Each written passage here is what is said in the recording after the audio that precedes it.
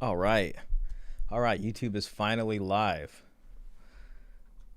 Welcome in, whoever's there. I'm going to give it like 5 minutes for some folks to be in here. So if you're watching this after the fact, I would probably skip forward like 10 minutes for when the actual show starts. But till then, I'm just going to wait like 5 minutes and look at some stuff and see if any of the folks start coming in. So, okay. Live on YouTube. I think we're live on Twitch. Not that that matters too much because who's watching over there. And then live on Twitter. Yep, live on Twitter. Not that that, well, some people watch on Twitter. But if you're watching on Twitter, I would just come to YouTube. All right. Hopefully we get some of the usual folks, but you know, I'm not mad. I'm not mad if some folks disappeared. It has been a full month. It wasn't supposed to be that long originally. Hey, Men's Lives, welcome in, man. Shout out to you. Thanks for being in here. I can't even remember what my sound effect buttons were. DJ air horn. There we go. And shout out to Michael R7. Thanks for being here. Thanks for helping me out earlier. TJWK Ireland. Good morning, sir. Good morning. Hope you're having a fine morning over there with some Irish breakfast. I have myself a cup of coffee here, which I desperately need because I've been fighting jet lag. Okay, so I'm going to let some more people come in here, and then I'm going to give you guys like all of my excuses for why I wasn't able to stream last week and why it wasn't a big letdown. And I'm going to do that once. I'm just going to give the excuses. Everybody could hear them. And then we could all just move on from what's a slightly embarrassing story. Going to watch the vlog when I have time. Oh, hell yeah. You talking about the Cairo vlog? I also have an Istanbul vlog, which I really got to post. So I did do a video for Istanbul on my last day. And then I just never edited it. I'm a bad YouTuber in that regard. Oh, God, this coffee's good. This is going to keep me up till 11, which I desperately need. It was terrible this week. I kept falling asleep like at 7 p.m. And it wasn't like normal where, you know, I can be, you know, I usually fall asleep around 10:30ish every day. And then I can just be like, well, let me just stay up till 1 p.m. if I want to watch something interesting. It was not like that at all. It was like I have to fall asleep by 7. Yo, Klaus, my man. Happy to see you.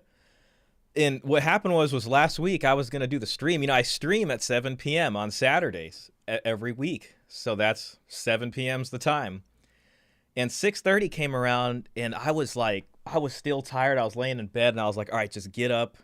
Just get up, go sit by the computer. And I was sitting by the computer and I felt like I knew if I streamed, I was going to just collapse or just like, I was going to fall asleep on my keyboard and it was going to be bad. And then like, you know, we were supposed to watch this video, this men's rights video. It's like 1 hour and 34 minutes. And I'm like, there's no way I'm getting through this. It's not going to happen. It's just not going to happen, you know? So I couldn't do it. I had to push it off. And then like, I keep waking up at like 4. I visited Istanbul on my honeymoon. It was awesome. Istanbul was an amazing place, honestly. You know, I really got to put the vlog up for that. But I'll tell you this. I went to Cairo and I went to Istanbul. And Cairo, I enjoyed Egypt, for Michael's question there. I enjoyed Egypt. I don't know how to explain it. Like, Egypt was the more adventurous place. It's the place I wanted to go. You know, I got to see the pyramids, touch the pyramids, sit on the pyramids. I got to see the mummies. I saw a long line of pharaohs, and I saw them right in front of my face. You know, Ramesses, all the different Ramesses. We had all the different Amenhoteps, Queen Taye, just their mummies right in front of my face. And it was really cool. And I was like, you know, Turkey's going to be all right. And Turkey was, I mean, it wasn't Egypt, but it was cool. I liked Turkey. They had all the amenities of modern living. The subway system was really cool, and the women were very beautiful. I didn't want to say nothing on the vlog video I'm supposed to post because I'm not trying to ruin it and get all the passport bros over there. But I was like, dang, Istanbul has some very attractive women, which was like really cool. But like as far as like food and adventure goes, I think Egypt would be my choice, you know. But I could see myself living in Istanbul in Turkey. Like I can see myself staying there for a long time. Where Cairo, not really. It's just a little tougher over there, you know. Harrow, not sure what you mean by that. Oh God, I hope my my on-screen texts are working. Oh, there we go. Thank God. Man, you know, it's like I was gone for so long, it's like I almost forgot how to stream. Yo, shout out to Maurice. Pleasure to see you in here. I almost got nervous. Like last week after I didn't stream, I got nervous and I was like, man, like it's just been so long. And I was just tripping out. It was kind of weird, you know. But, you know, hey, thank God that's over. And we're back. Marie says, the Istanbul airport is massive. No time to shop in the hundreds of stores. Yeah, it is. It was very big. And it's like 40 minutes. It's like about 40 kilometers outside of kind of the heart of Istanbul. I stayed in Taksim Square, which I, you know, soon found out a lot of people who spend a lot more time in Turkey, they don't like to stay in Taksim Square.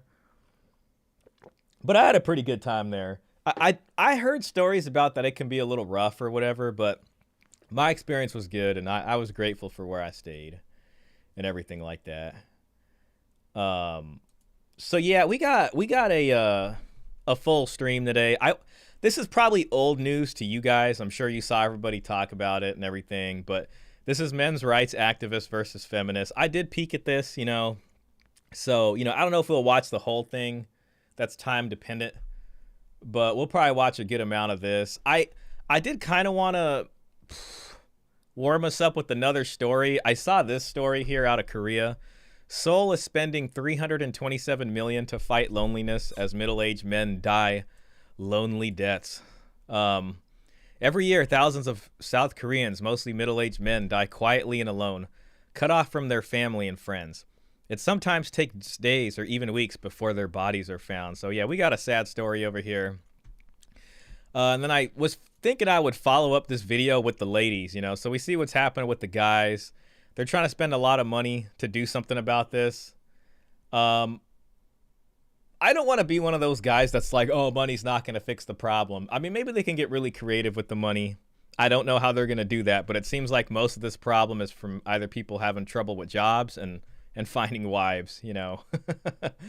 So, yeah, I think we'll go over this, and then I'll just explain probably how sick I got, you know, when I got back. And, yeah, just take it from there. So, glad to be back. Glad everybody's here.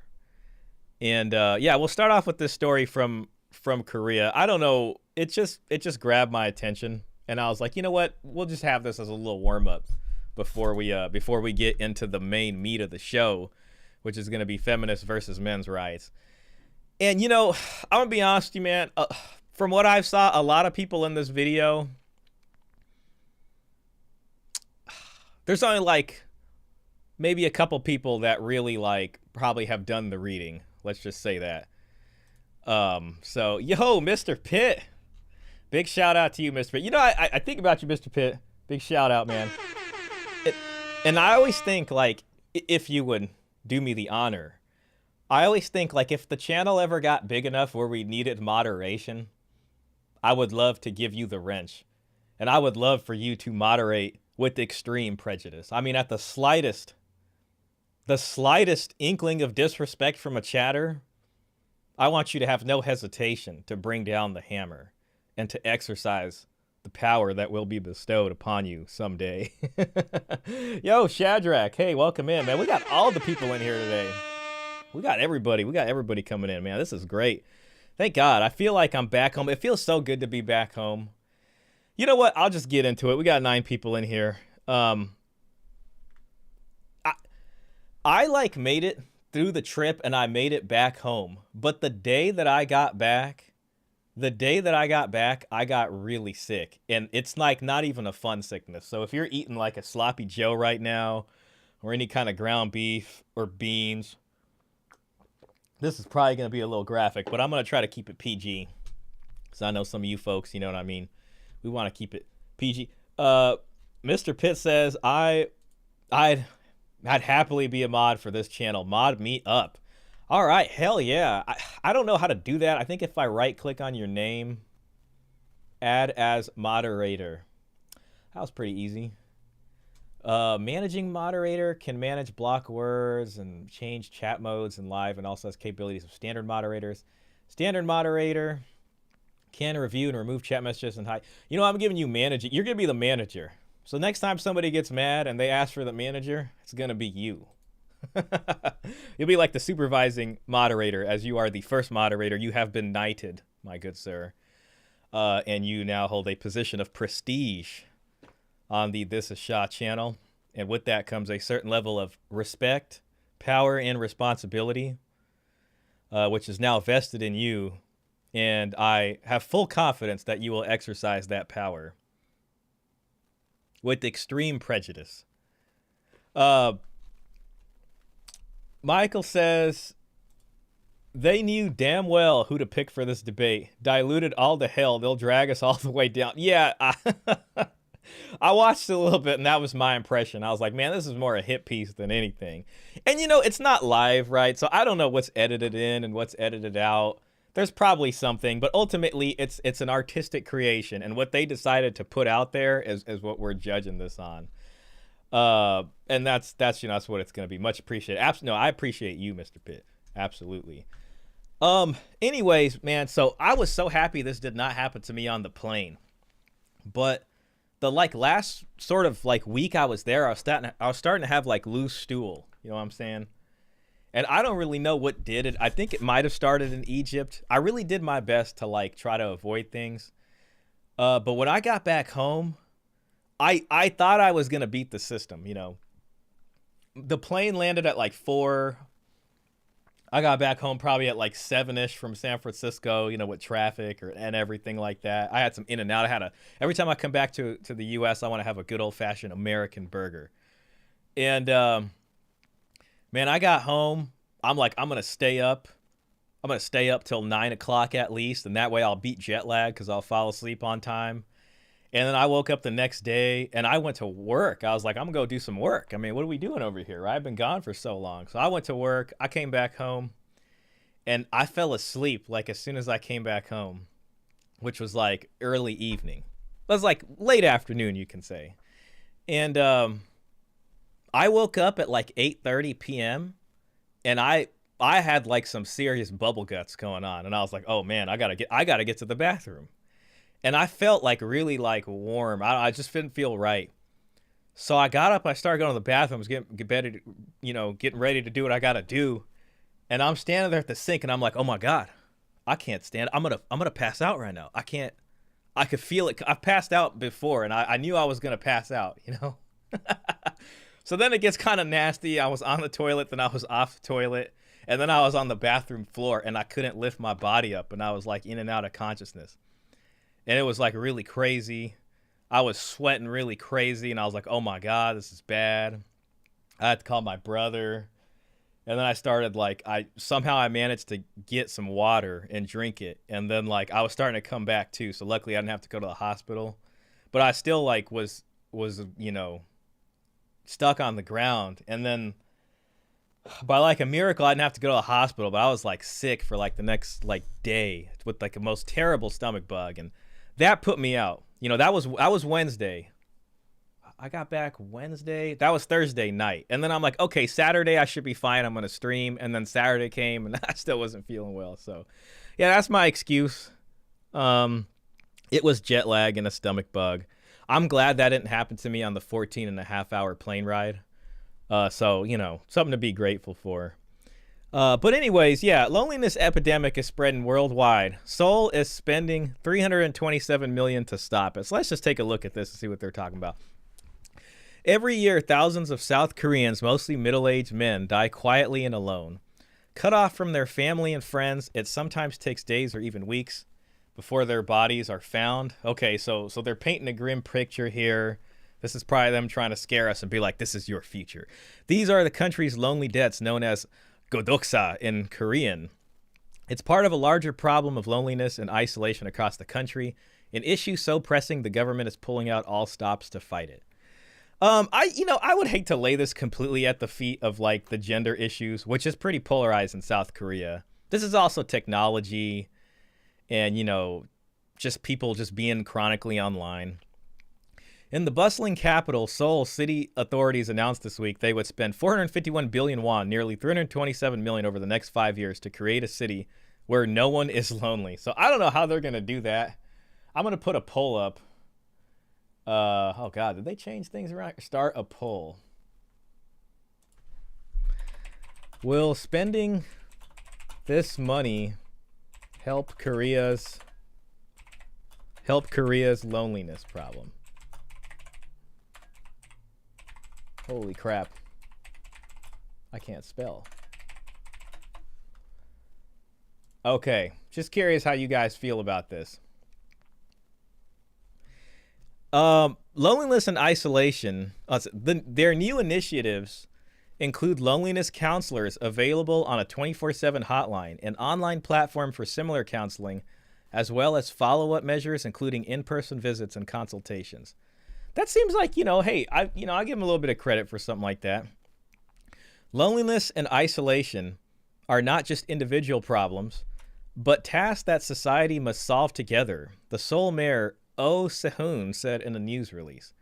The city will mobilize all of our municipal capacity to help lonely people heal and return to society, he added. Loneliness is a significant social issue right now, so efforts or policies to address it are absolutely necessary, said An Soo-young, a psychology professor at Myeongji University, cautioning, however, that there needs to be careful consideration about how effectively these measures will be implemented. So I thought that was pretty interesting. I also found another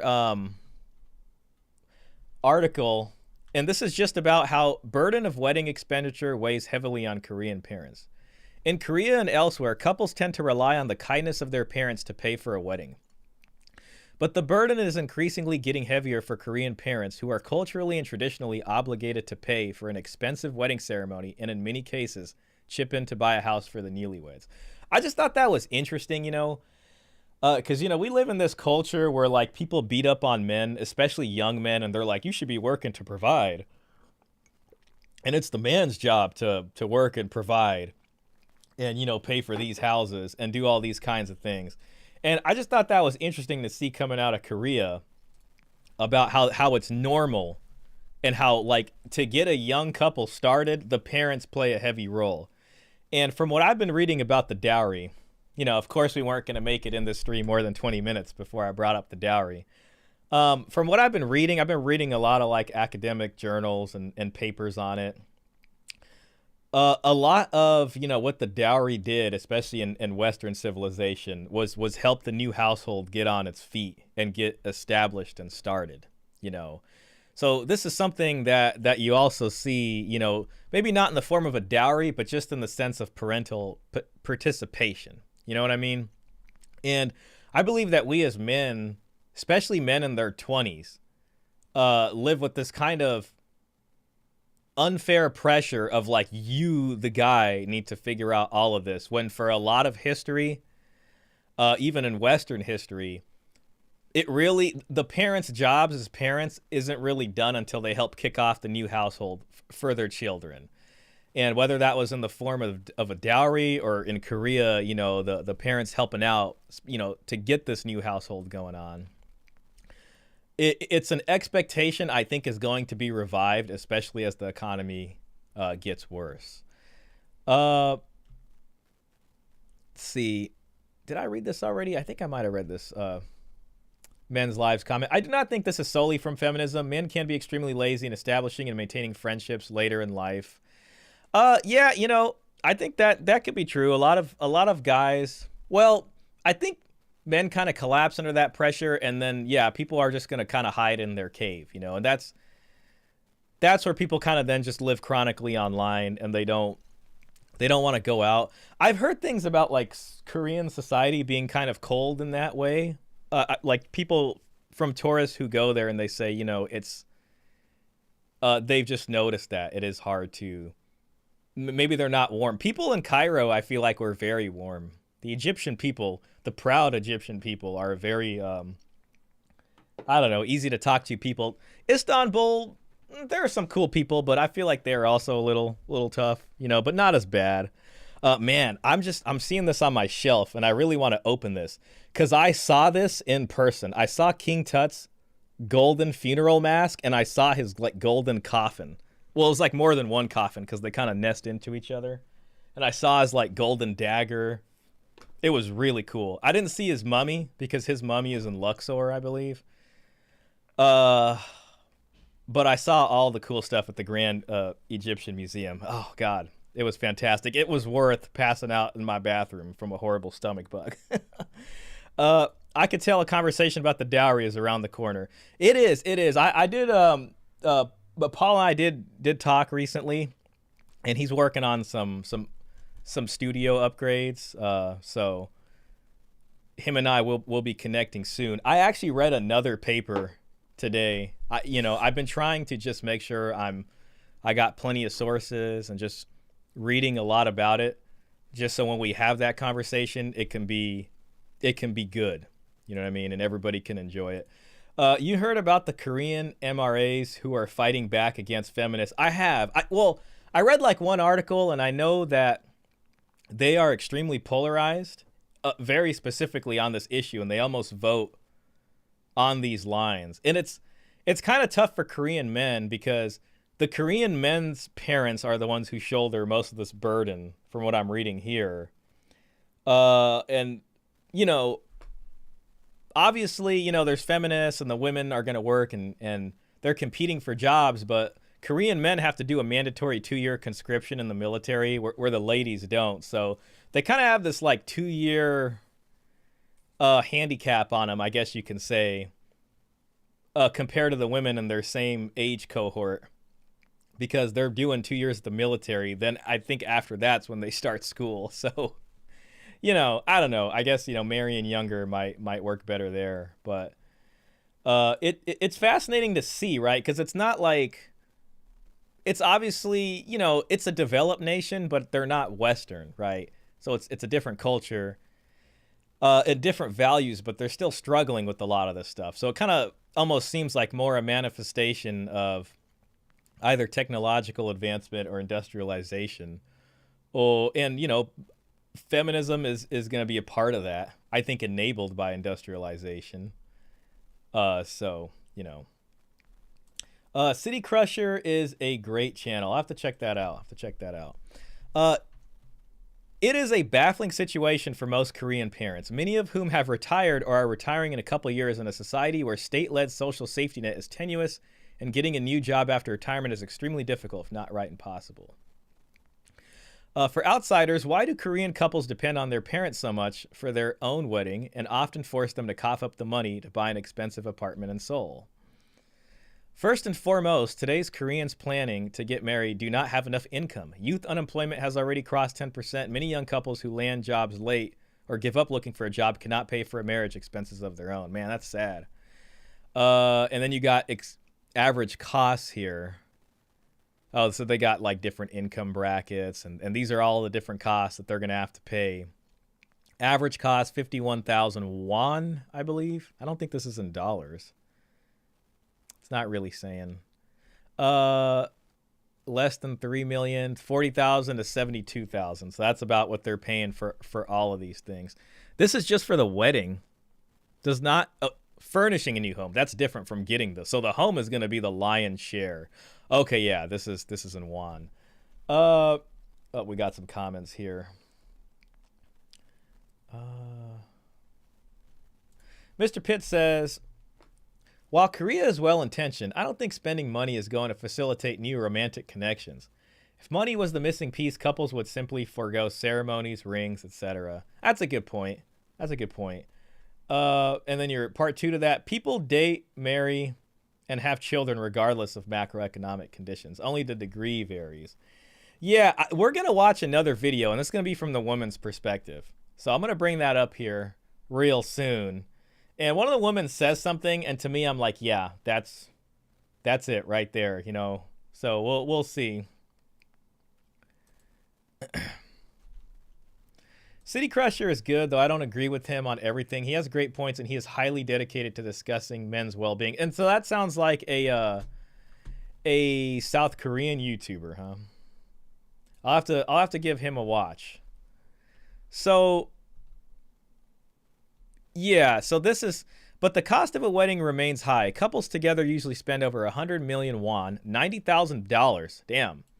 That's just for the wedding. I wonder if that includes house for a mainstream wedding ceremony. No, that's just damn. That's just for the wedding. According to a survey of 1,000 people done by the state-run Korea Consumer Agency in 2013, the amount does not include the housing costs for the newlywed. Damn, that sucks. Man, I had a buddy, and his wedding was like $100,000. He had 4 separate like things.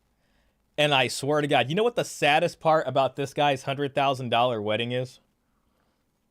Is that literally I was just going through dating apps yesterday, and I saw his ex-wife on there, and they got divorced. Like, I was at this guy's wedding. I mean, I was at this guy's. He was my good buddy. But yeah, it did not turn out well. And a lot of money was wasted. And she now lives on the other side of the country. But it wasn't entirely her fault. As you know, he definitely did some things. And I think he could have just avoided this entire rigmarole. Anyways, apart from the wedding expenditure, the newlywed should also prepare a marital house. The average housing price, either buying or renting under the Jeonse system, of newlyweds and sold during the last 2 years stood at around 180 million won. Damn. According to a local wedding planner. Okay, yeah, so that is going to be, if we can turn that into, so if 100 million won is 90,000, then yeah, I mean, you're looking at, 160,000 or around there. That's pretty crazy. Financial burden on retired parents. Sorry, this is translated, looks like. And it looks like it falls mostly on the parents of the guy here. Lim, a father of 2 sons who declined to be identified fully, married off both his sons in recent years. Having retired last year, he used most of his retirement funds for children's weddings and houses. So anyways, yeah, that's all I wanted to show you about that. Just to kind of, I just feel like it just had a couple things in there, especially about how the parents participate, And for a long time, parents did participate in their children's weddings all throughout history in a lot of different cultures, not most of the cultures. And I think especially us as Americans, or, you could say Western civilization, we had such a good economy for a time that parents got used to this idea of like, oh, I could just kick my kid out at 18 and he's just got to get a job and, he'll be able to afford an apartment, or she's going to get an apartment. And they'll just get married off and be fine. And we don't got to do nothing but think about, getting a retirement home in Florida for ourselves. But if you go prior to that and you look at how parents and how this all goes into wealth transfer, right? This all goes into wealth transfer between generations as the torch is passed on.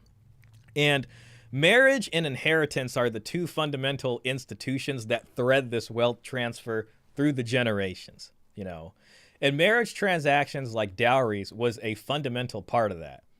You can even say essentially being the woman's inheritance, that she gets first before the sons of the family who get that on the passing. And that amount was crucial for getting a young household started. So if you want people to marry in their early 20s and be young and get married, and then they can take advantage of that full fertility window and have a big happy family, the parents very much have to be involved in that. And I believe we're coming out of an economic time where, kicking your kid out of 18 is not out of the house at 18 isn't a luxury that we're going to be having. And if you're planning on having kids, assuming you don't get screwed over in divorce court or something like that, you may want to think so far ahead that you're thinking ahead to even this. You know what I mean? Depending on what the future looks like for us. Let's go ahead and watch this. Lives of Unmarried. It's only 5 minutes, and then we'll get into what I've been selling everybody on over here. So that's what we're gonna do. Lives of unmarried women in their 30s and 40s. God, I hope this is this is in Korea. So in Korea, 7.8 million women in their 30s and 40s. 17% or 1.3 million are single. Right. So anyways, let's see what they're talking about. In Korea. Guys, if the sound isn't right or something like that, just let me know. I'm just trying to make sure I got everything calibrated here. All right, what's up, Korea? Of the 7.8 million women in their 30s and 40s, 17.176% or 1.38 million are single.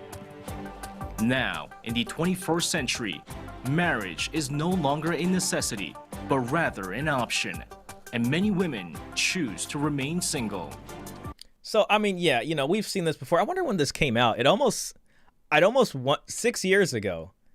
I wonder if that percentage is higher now. I mean, it very possibly is. You know what I mean? I would think it would be because they're spending $327 million to combat loneliness, which seems specifically aimed at men. Men's audio's good. Thank you so much. Appreciate that.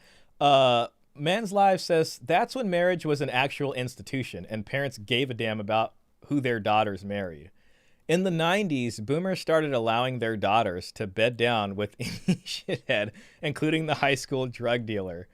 Yeah, see, and this is an interesting thing too, right? Because it also helps you understand how parents have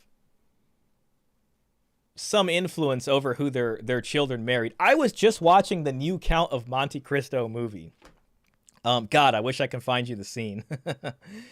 There's a new French version of the Count of Monte Cristo, and I love Count of Monte Cristo. I'm literally looking at my copy of the book on my bookshelf right now. Elena's Bar Fitness. Hey, hey, good to see you. Thank you for being here. Appreciate you for showing up.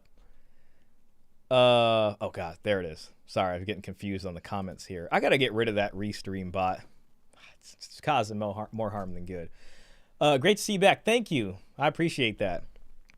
Anyway, so I was watching this Count of Monte Cristo movie, and I'm becoming like fascinated with works from around like that era, of just because I'm starting to fully understand the change that at least Western civilization was going through, beginning, around, maybe not beginning, but starting to pick up around then, and then really going through like Tolstoy's time, when you get a story like Anna Karenina, which is essentially about, a woman who cheats on her husband with some guy and chooses romantic love over like familial duty, right? And in the Count of Monte Cristo, there is this new version. There is a moment where the son of whoever that main guy that married his lady, that the Count was supposed to marry Mercedes, and then she got married to that other guy. Something more Surf is his last name. But their kid, Albert, they're in the car or something like that, and the father's trying to tell him, hey, how did your meeting with so-and-so go? She has a dowry of 2 million francs or whatever it was. And I just found that to be really interesting. You know what I mean? But when it comes to having an influence over who your daughter marries, especially, it's like, hey, I have a pot set aside for you, and this can be used to get your household and family going. And that will give you some measure of influence. It'll give her an incentive to work with you. And also the sons, too, in some regard, in terms of who they marry. Because it's all about negotiating. You're negotiating, And I almost think, like, if we were going to ignore the laws we had that make it so freaking risky and frankly illegal, probably, for as far as marriage transaction goes, it's like, if you're a father and you're like, I've saved $150,000 for my daughter's college tuition, let's say you put aside some money, Hey, you're thinking about it, and you can go,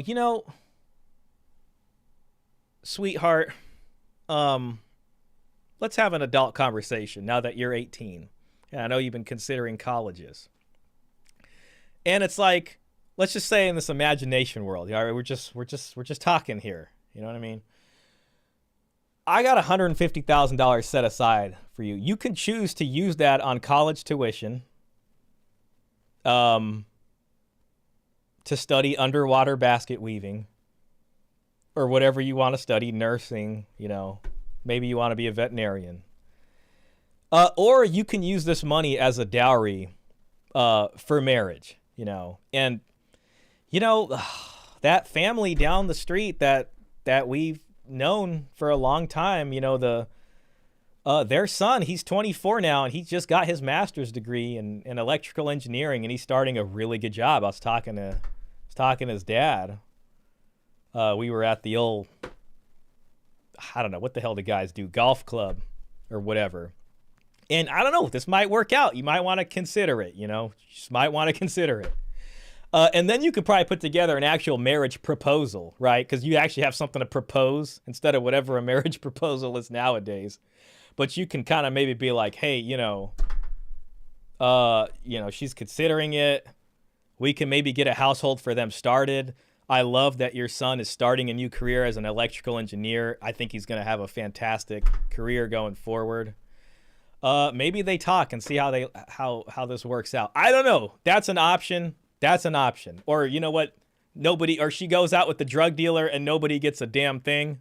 I'm keeping the $150,000. I don't give a shit what she does for college. That's not my problem anymore. And she gave up on that. You know what I mean? So it's kind of like negotiating. You know what I mean?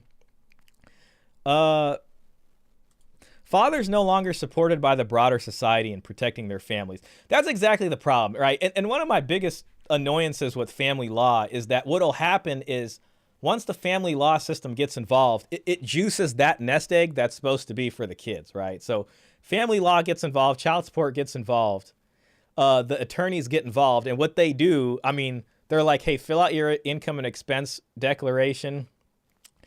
They see how much money and assets you guys both have, and frankly, it just gets juiced in this horrible custody battle.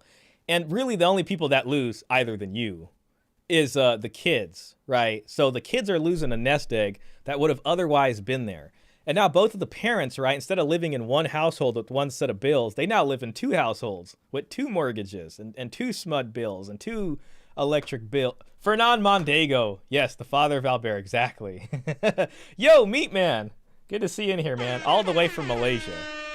Big shout out to you, Meat Man. Meat Man used to watch me play video games on Twitch. God, I don't know. I was just remembering all those Twitch days, man. Lena says, oh, I missed a lot of chats. Oh, man, I'm sorry. Klaus is a OG This Is Shah member. Klaus says Korea has this 48 movement of radical feminism. So this sort of information is not that surprising. Yep. Elena says, I was reading Shakespeare yesterday. The language was very different back then. Oh, yeah. Oh, I bet. It takes me back to my sophomore year of high school when we had to learn about iambic pentameter. I think that's what they wrote it. Anna Karenina is one of my favorite novels by Tolstoy. Hey, if you really like Anna Karenina, there is this, I think it's a Russian YouTube channel called Moss Films. And I swear to God, their version of Anna Karenina is really good. You're going to, I think do you speak Russian? I might actually be tripping.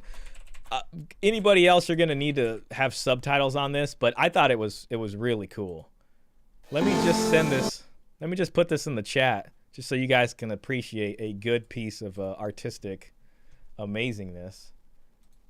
God, I might even rewatch this.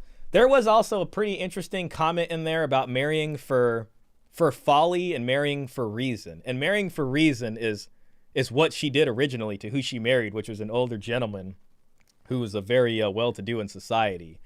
Then she falls in love with Count Vronsky. And let's just say Count Vronsky makes some mistakes because his mom has some pretty good options for him in terms of who he should marry with some pretty freaking up there ladies, you know what I'm saying, from some prominent families, and he refuses them, and his mom is not happy. His mom is not happy about that. But anyways, yeah, you might want to watch that if you have time. It's a really good version of it. Sadly, I never read the full book. I did read like the first 100 pages. I do have Anna Karenina. I did purchase the book, but I got to finish it. Dostoevsky is a little easier to get through for me. Fathers no longer supported by the broader society in protecting their families. Yep. I say that as a dad myself. I mean, hey, I cannot disagree with you there. Meat man in the building. I live in Fremont, big Indian population and lots of arranged marriages. Yep. And Indians specifically, Hindu Indians very specifically, go by the dowry system. So that is something, even though it's like formally outlawed there, it's old habits die hard, and pretty much a lot of them do that. Feminism is taking a pretty strong foothold in India, and they're, you know, they're going to end up like us. Unless they figure out a way out of this, but they got other kind of problems there, and this is becoming another one. I live in Fremont, big Indian population, and lots of arranged marriages. Excuse me. And Fremont is also the cheating spouse capital of the Bay at the same time. Coincidence? That's really interesting. Holy crap. Wow. Welcome to America. Moss Films has very good movies. I speak Russian. I agree. It's the most accurate version. Oh, yeah. Okay, yeah. So you already know about this. I've just found that channel. I'm loving that channel.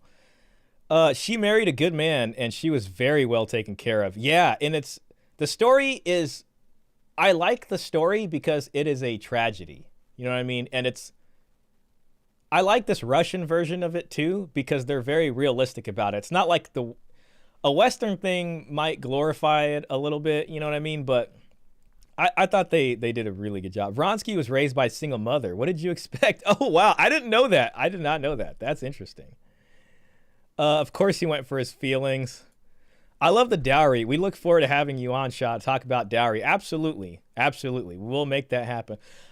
I won't lie. Part of me is protecting a little bit of the dowry talk because I've been saving it for the Paul Elam thing. But, Paul's, maybe he won't mind. You know what I mean? But anyways, back to this. Sorry, guys. All right, let's see what's up with these Korean ladies. Yet, there is not enough social security for them, creating a blind spot of the structural system. Let's learn more about the issue and what needs to be done to improve the current conditions.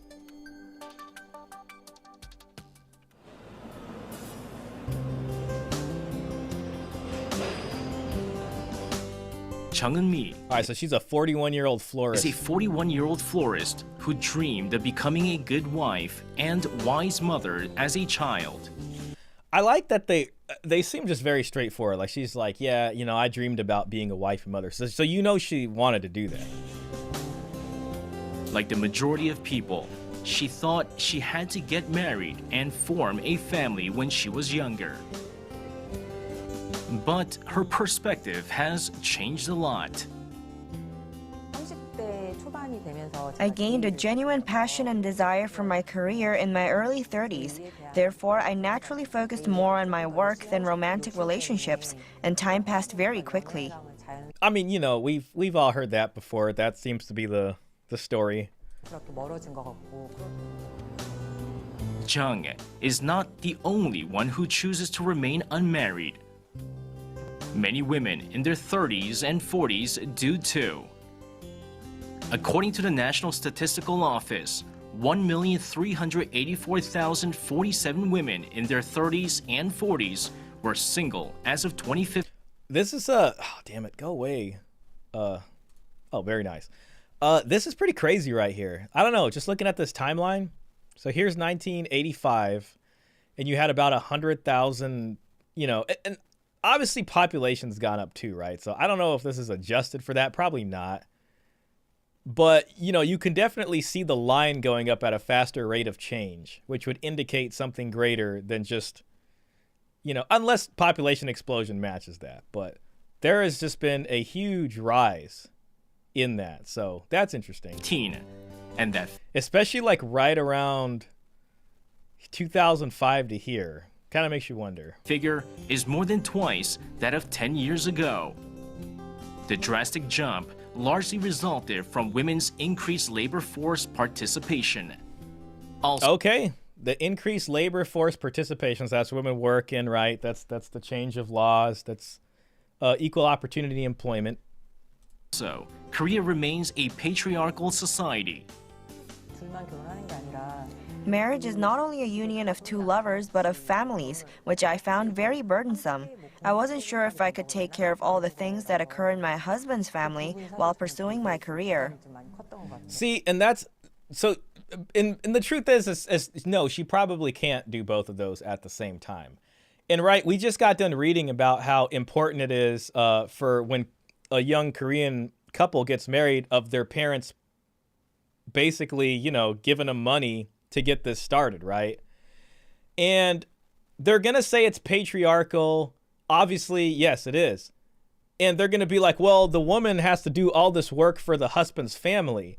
But what they're not mentioning is that the husband's parents spent the lion's share of money. Like 90% of the money was spent probably by the husband's parents to get that new household started, to bring her into their family, right? So that's what they're agreeing to.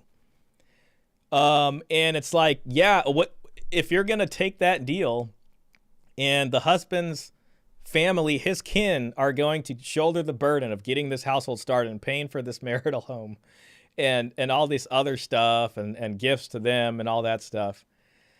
Yeah, that's kind of why they do that, right? So, you know, she wants to work and do all that stuff, but then it's like you have to then bring half that money into the equation, right? So it's like if you're going to sit there and wait for a bride price, but you also want to work, then you should be saving money and bringing that into the marriage then to then offset that cost, especially if you're not going to want to serve his family. Then you have to buy your way in there a little bit more, I guess. Currently, damn, look at that 40% of female workers have irregular jobs and earn about $1,500 per month on average. Indeed, the low income has a negative influence on housing stability. The majority of single women live alone and the residential environments vary depending on economic status. Naturally, there are concerns about women being targets of sexual assault and other crimes, especially for those living in poorer areas, as it is clear that the number of violent crimes against women has been increasing recently. A recent survey conducted by the Seoul Metropolitan Government on women in their 40s and 50s living alone, only 36.9% responded that they were preparing for old age. Oh, God. So most of them said no. So they're not thinking about retirement.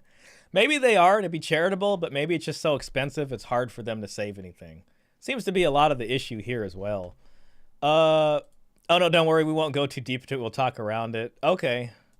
Women don't typically want to share anything.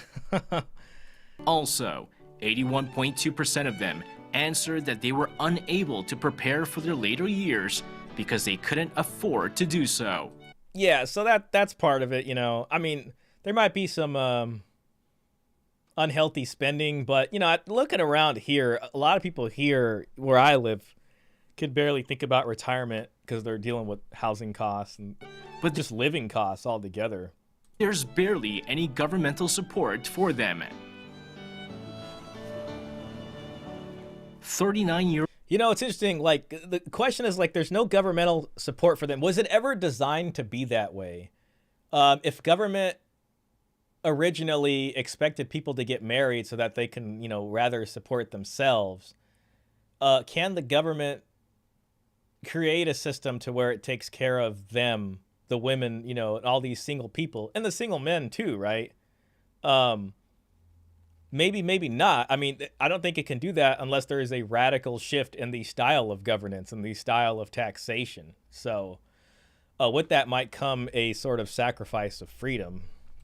Kim Hyun-ju works for the Cooperative Society of an Animal Hospital in Seoul. And she mentioned that Korean single women are stuck in the blind spot of social welfare. More than anything, the biggest fear comes from the fact that there are many structural limits if they suffer from any diseases. If I needed medical surgery, only my direct family members are eligible to sign the consent form. I currently live with my friend, who is single as well, but she would not be eligible to sign the form, even if my life depended on it. We might see a lot of that, too, in the future. Just, you know, I mean, I guess you just reinventing the wheel. It's just roommates, but maybe, like, with women, too, if there's a lot of single women, they'll just kind of live together, you know. As a cat owner, Kim formed a gathering of fellow single women with animal companions. I'm sorry. I wanted to make a witch's coven joke. You know, we got cats and whatever. The best thing about this gathering is that they have good neighbors to rely on in times of emergency, who also have the same interests and concerns. There are certain hardships we experience because we chose to remain unmarried. We share those things, relate to one another, and get healed along the way. Outside the welfare system, single women have to find their own means to secure their futures, and they're calling on a change in the family-centered social policies. I mean, it sounds like almost obvious. It's like, yeah, you know, if you're not going to be married, and yeah, I mean, if you want to do your own thing and have this ultimate life of freedom, you have to finance that, right? So if the welfare system is going to take care of that, it's almost like the men have to be taxed more in order to enable them to do this. So it's just like, it's just this kind of weird, funny thing. You know what I mean? Like, yes, of course, there is no social welfare system for this. You know what I mean? Especially if you don't have kids, like even here in the US, right? Like, originally women could be on the welfare system for a long time. Then they changed it to 2 years, but if you have kids, the kids can be on it all the way up until they're 18, you know, unless you're like disabled or something like that. But it's really not designed to be at that capacity, at least not, you know, the way we do things over here. Elena says they waste themselves on their careers, then expect a bride price and a Prince Charming to take them and invest into them. Yeah, and I mean, if I was going to give them advice, and it's like, you know, if you do that and you put your career first, then you should at least be saving money, because you could then make yourself more attractive and say, hey, look, listen, I've been working for 12 years and I've saved my money.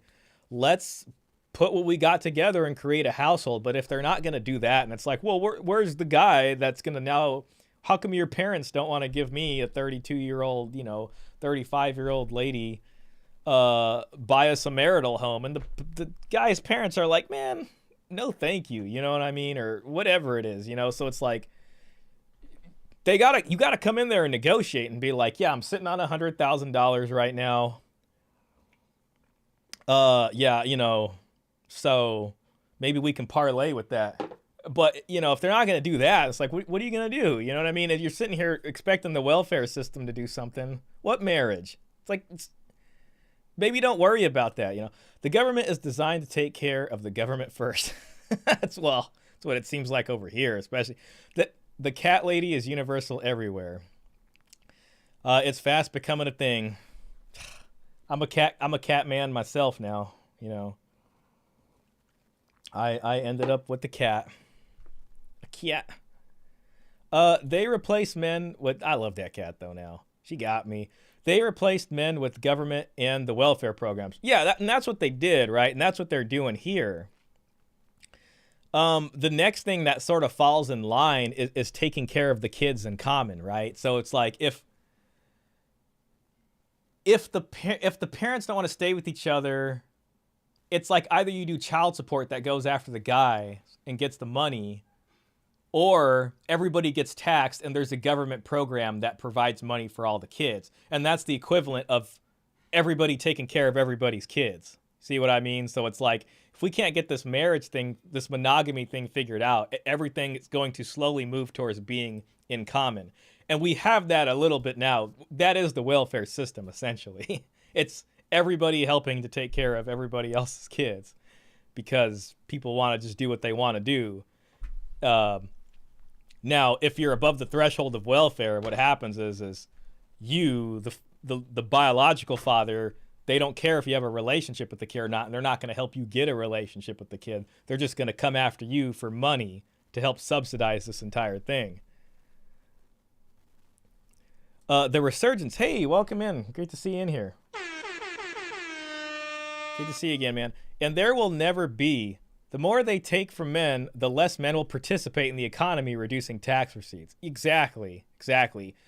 And,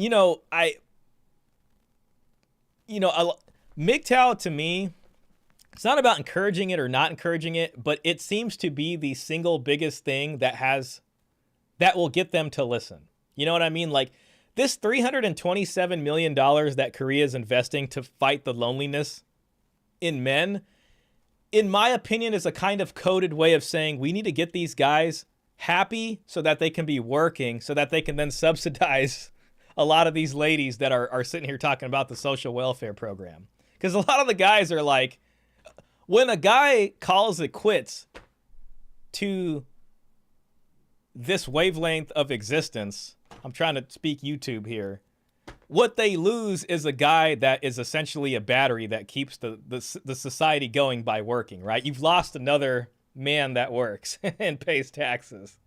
So to them, it's like it's an investment to try to keep this ship going. You know what I mean? And when men walk away, or men are like, you know what, I could try harder. I could try to work a harder job and make more money. But if there's no point, I think I'll just do this for now, and I'll just go home and play video games. I'm out of the game. I'm just going to make enough to subsist.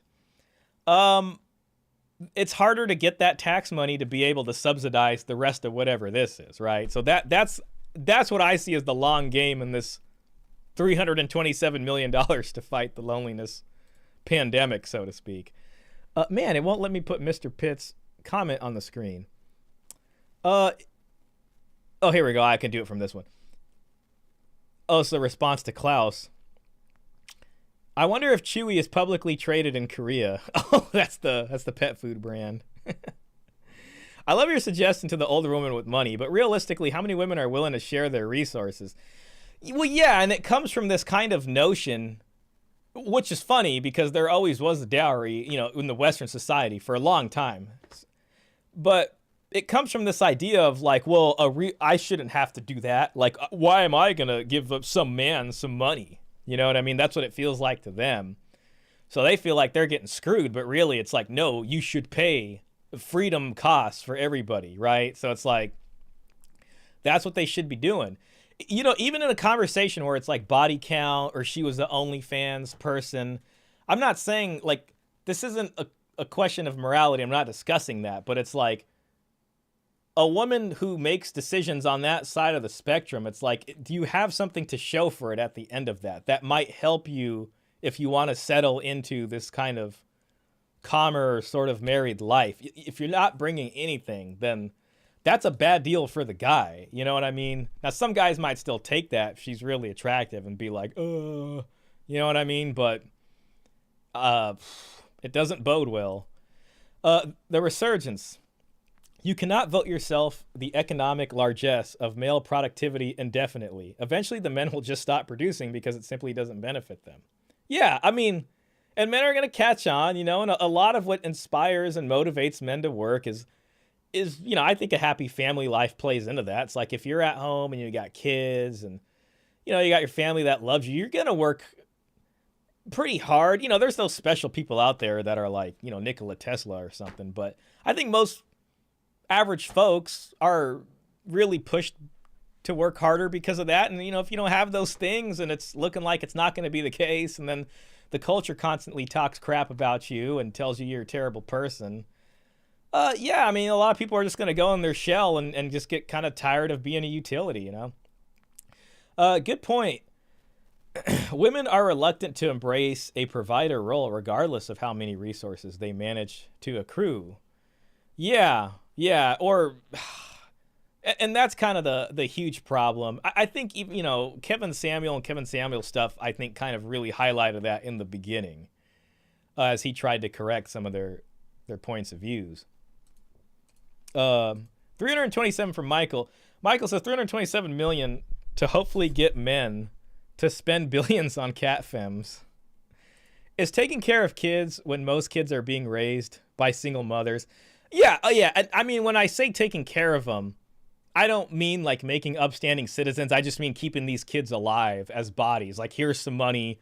Now you can get food and you can get them in a house with some warmth and a place to sleep. You know what I mean? So that is just the base minimum of like meeting the biological needs of these children. But that has nothing to do with ensoling the children and giving them a proper education. And I don't mean just from the public school. I mean from a family and a community that adheres to a set of cultural values, right? And then you instill that into the kids to bring up good citizens that are of a specific type of breed.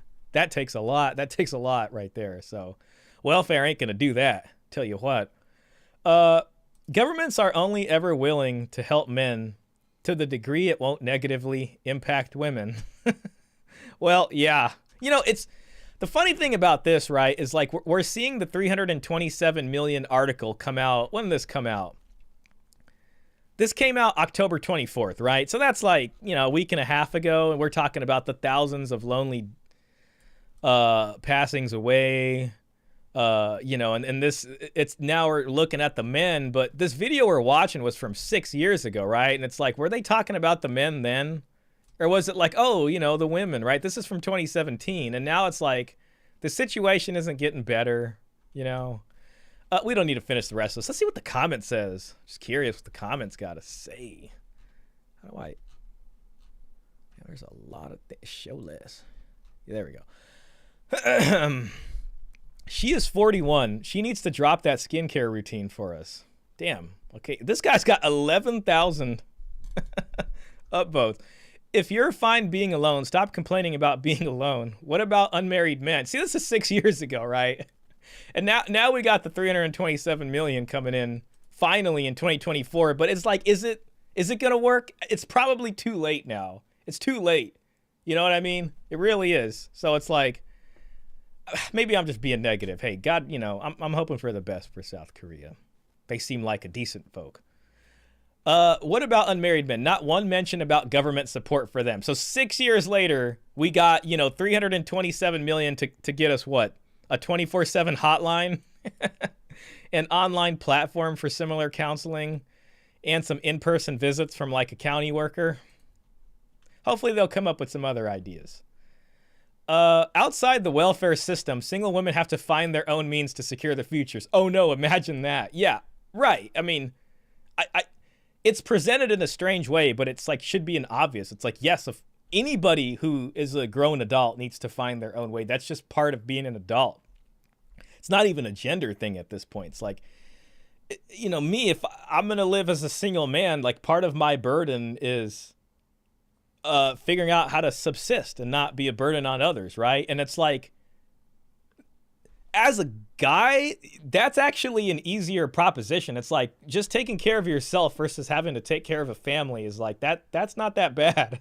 So when it comes to women taking care of themselves, it's like, hey, that's still not that shouldn't be that bad or that horrible of a prospect to you, right? It's not like we're asking you to take care of a spouse and children. So, you know, I'm just saying, like, it shouldn't be that big of a complaint.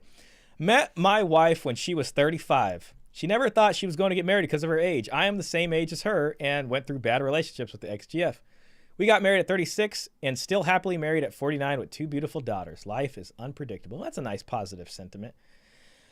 How are single women problems different than single men problems? Yeah, I mean, we all got to just figure this out.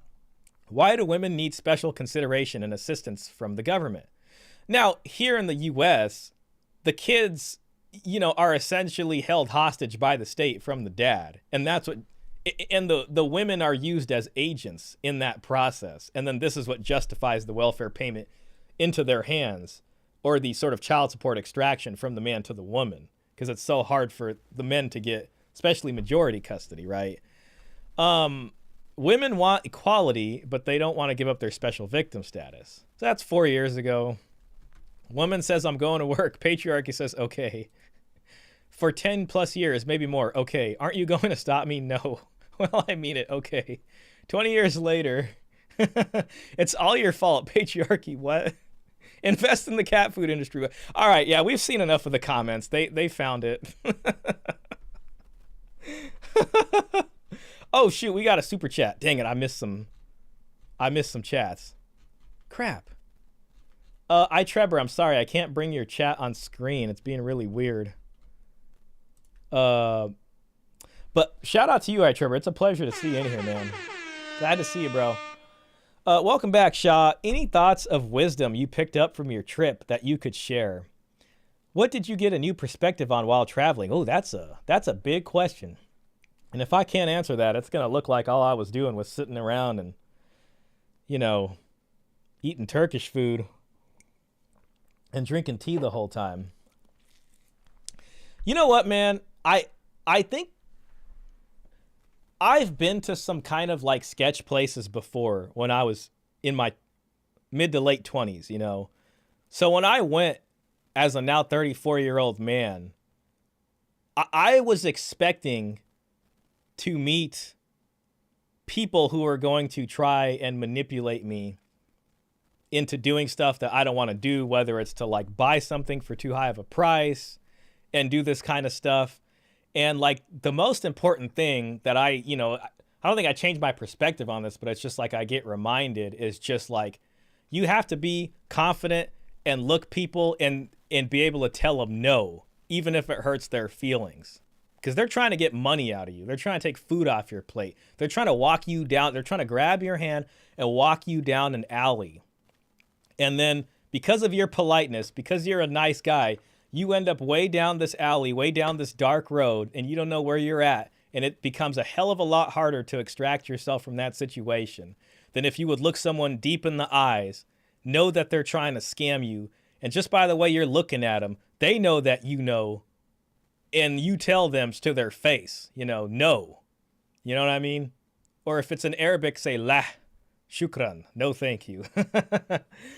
And I kind of expected a lot of that, but Cairo was not that bad. Cairo was an amazing city. I love that city.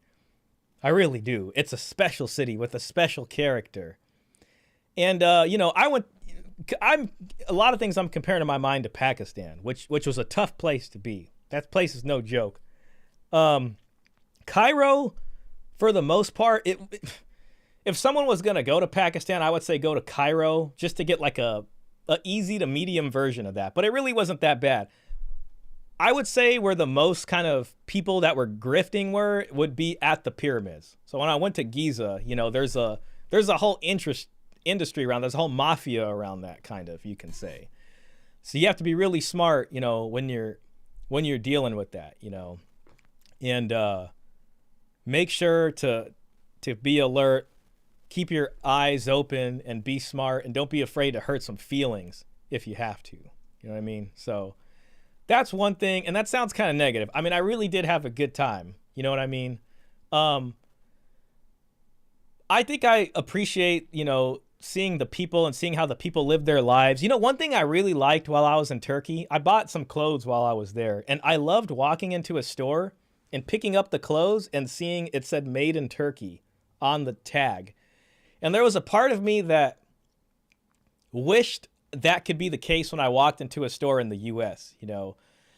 I felt like there's a certain amount of pride when you go shopping in your country and you buy products that are made in your country. And I don't know why I was feeling that way, but there was just something about that. And I was like, these people can be proud that they can make these things and they look nice and they look decent. Heck, I bought stuff. I want to wear them around here. And we don't really have that in the US anymore. You know what I mean? Like, I want to see some made in the USA stuff, And I kind of came to this conclusion. What they will say is, well, we can't make it in the USA because the amount we'd have to pay our workers, it would make it cost way too much to afford. And my first inkling when I think that is that, that just means that the wages, people are getting screwed in wages, right? Like they're just not, well, yeah, you would have to pay them more because you should be paying them more. Then we can buy stuff from here and Americans would be able to afford it and money can circulate around here. But instead it's like, let's just get some sweatshop labor or send it somewhere and get some cheap polyester clothing from someplace. And, you know, it starts off cheap. Then pretty soon they're selling you a $5 collared shirt for $65 at Macy's. And the government doesn't care because the government gets the sales tax money out of that. They want the price to be high. And, you know, by that time we forgot how to manufacture. That's another thing. So I'm just ranting now. But that was one thing I really felt. And I don't know. And the foods, I always appreciate the food too. You know what I mean? I really like the food in Cairo. I like the food in Turkey. I just felt like it was a lot healthier. I feel like the people were, you know, for whatever reason, just in a little bit better shape. You know, a lot of walking, doing all that kind of stuff. And there's different things, you know, but there's pros and cons. You know, I'm an American, so I like living here. I could see myself going back and forth to Turkey, but, you know, I live here. My friends and family are here. And all that kind of stuff. I did love the subway system in Istanbul. You know, New York City has one. Chicago has one. It's all about how the city's built. California is very flat and spread out, so we don't really have that. But I love that I could just go anywhere in Istanbul, and it was relatively cheap. You just take the metro. Fantastic metro system over there. So, yeah, really, really fun stuff. Damn, I'm so far back on the chat. I might not be able to get into some of this. Let me just see. Resurgence said some here. Exactly. Men need a reason to produce. Simply continuing to exist is not enough. If it was, the male self-deletion epidemic would not be a thing. That's why we're doing what we do. Yeah, you know, and, you know, the ladies are going to be like smarty pants about that and say, well, you know, it's too bad. The entire Barbie movie at the end of it was just about like, well, you know, stop looking at us for validation and Ken, you need to figure out your own stuff. And, you know, and that's what they're going to, well, it's too bad that you get validation from that. So you need to figure it out. Yeah, right. Instead of China. Yeah, well, yeah, there you go. It's mostly China. Turkey has good clothes from good fabrics. Yeah, I was constantly impressed. I went to a lot of their stores and I got some nice things. I got some nice things. I didn't buy too much, you know. I'm not much of a shopper, but I did enjoy buying some stuff from there. I remember traveling there. The food is amazing. It's so delicious. Yeah, it's really cool. Going to Istanbul is like going to Europe, but it's also kind of like the Middle East at the same time. It's very interesting. And my favorite part of the trip, by the way, is just seeing all the historical things. That's the stuff that I personally like when it comes to traveling. I love baklava. There was a lot of that. Yeah. Okay, guys. Wow, man, I spent like a whole hour. This may not have even been wise because this is a long ass thing. I probably should have just started with this. I don't know why I talked about Korea for a bit. Okay, let me tell you I think we learned some things. Real quick, so this is going to be the Jubilee video, and they're a little tough when it comes to reacting to them, so I might have to stop this more than I think people would prefer that I stop it, because if I keep doing it and then YouTube picks it up, I might get a warning, and then what's going to happen is they're just going to kill the stream. So if the stream gets killed, it means Jubilee made this a thing where they don't want people live stream reacting to this. So I'm going to do my best, guys. I just got to put that disclaimer out there. Because, you know, it could totally happen. So, wish me luck.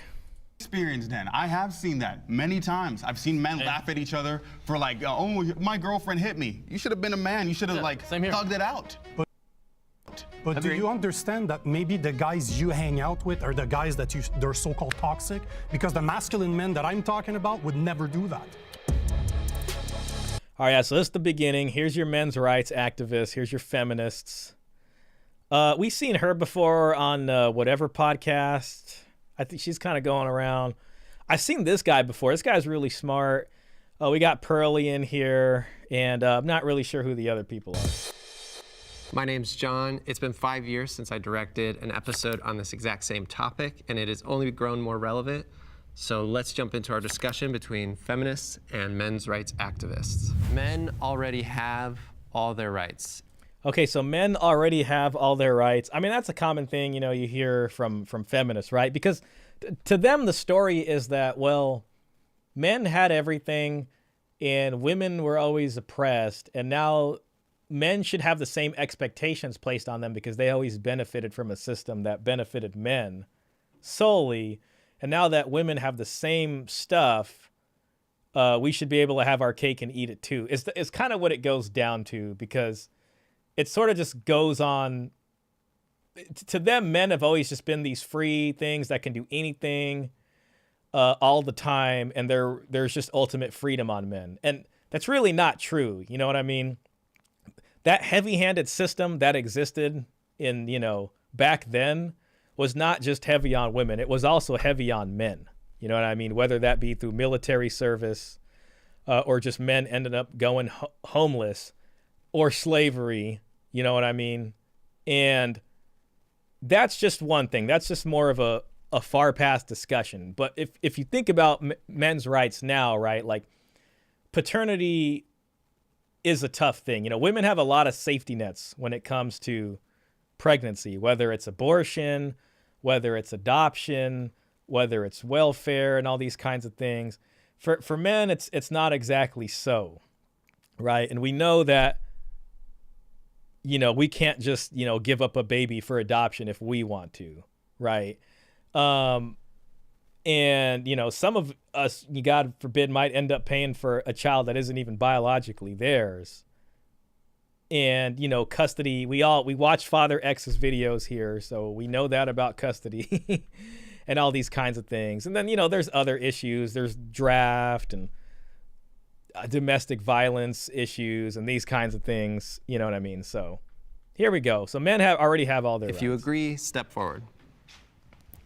So this guy completely agrees, and he's a men's rights activist. All right, I'm just going to say right off top, if you're a men's rights activist, or you would claim to have that label, yet you simultaneously believe men already have all their rights, then why are you going to call yourself a men's rights activist? But let's go on. Let's start with you. I hate the name men's rights activist because it doesn't imply that as if our rights are being taken away. The problem that men face is more existential. The patriarchy conditions men, or assigned male at birth people, to pretty much just keep your feelings shut down. By age 10, your feelings don't matter. And then 12 through 13 and onwards, you just don't really feel like you matter much as a person. And I don't think anybody's disagreeing with that. Our rights aren't really under attack. Meanwhile, half of Congress hasn't codified Roe v. Wade. They're trying to control women's bodies, and it's just ridiculous. Like, our rights aren't under attack, but a lot of women's rights are, and I think it's important that we fight for that. Right. I also think that there's a difference. Okay, so that's kind of a standard, someone on the liberal side of the spectrum take. It doesn't really sound men's rights, though. You know what I mean? There are very real struggles that men face. And a lot of it has to do with family law.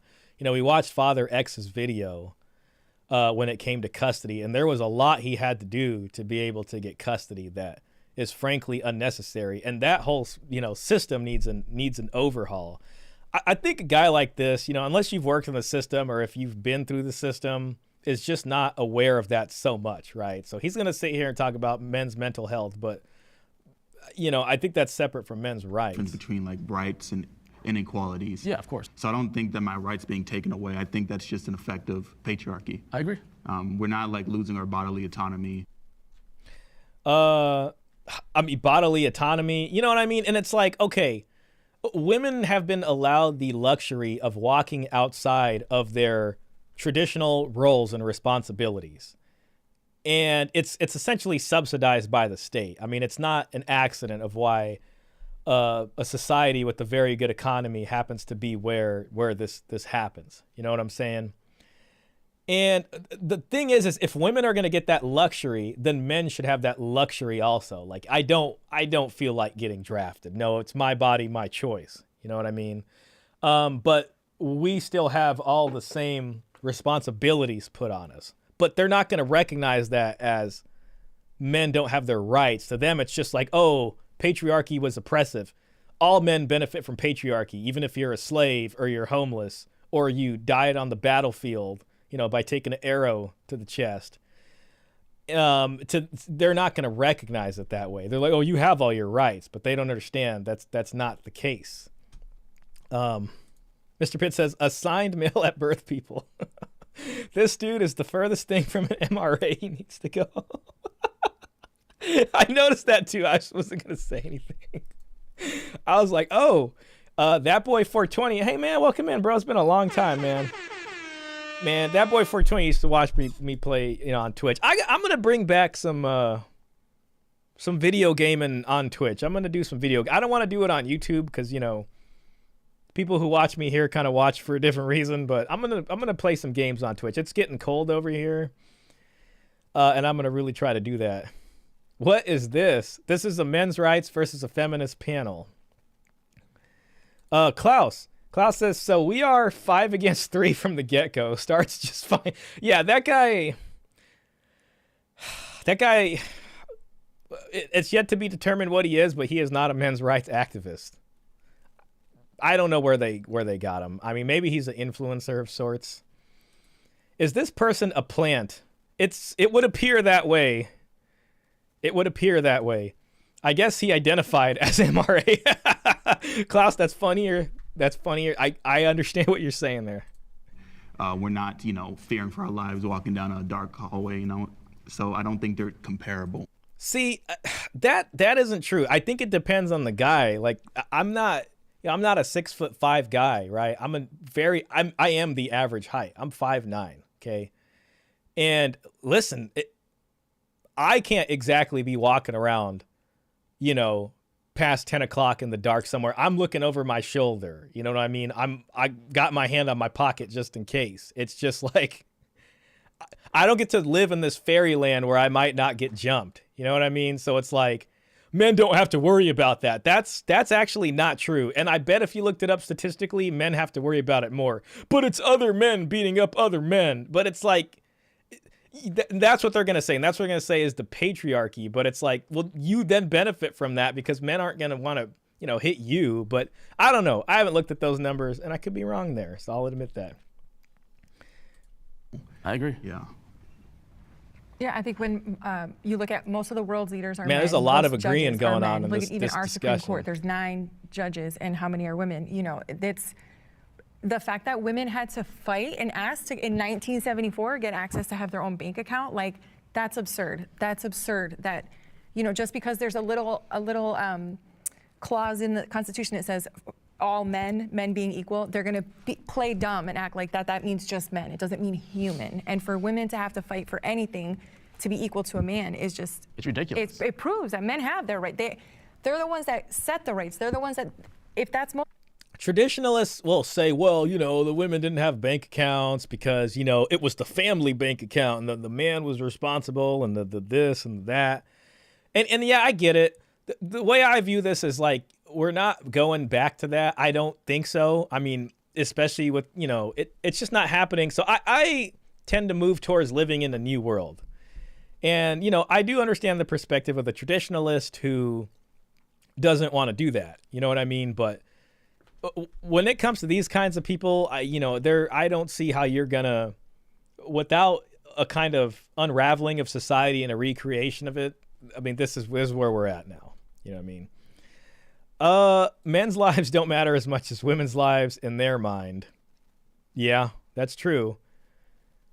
I don't know about that point, Shah. I think it's the scope of worries that women face in their day-to-day public life. You talking about like walking after dark?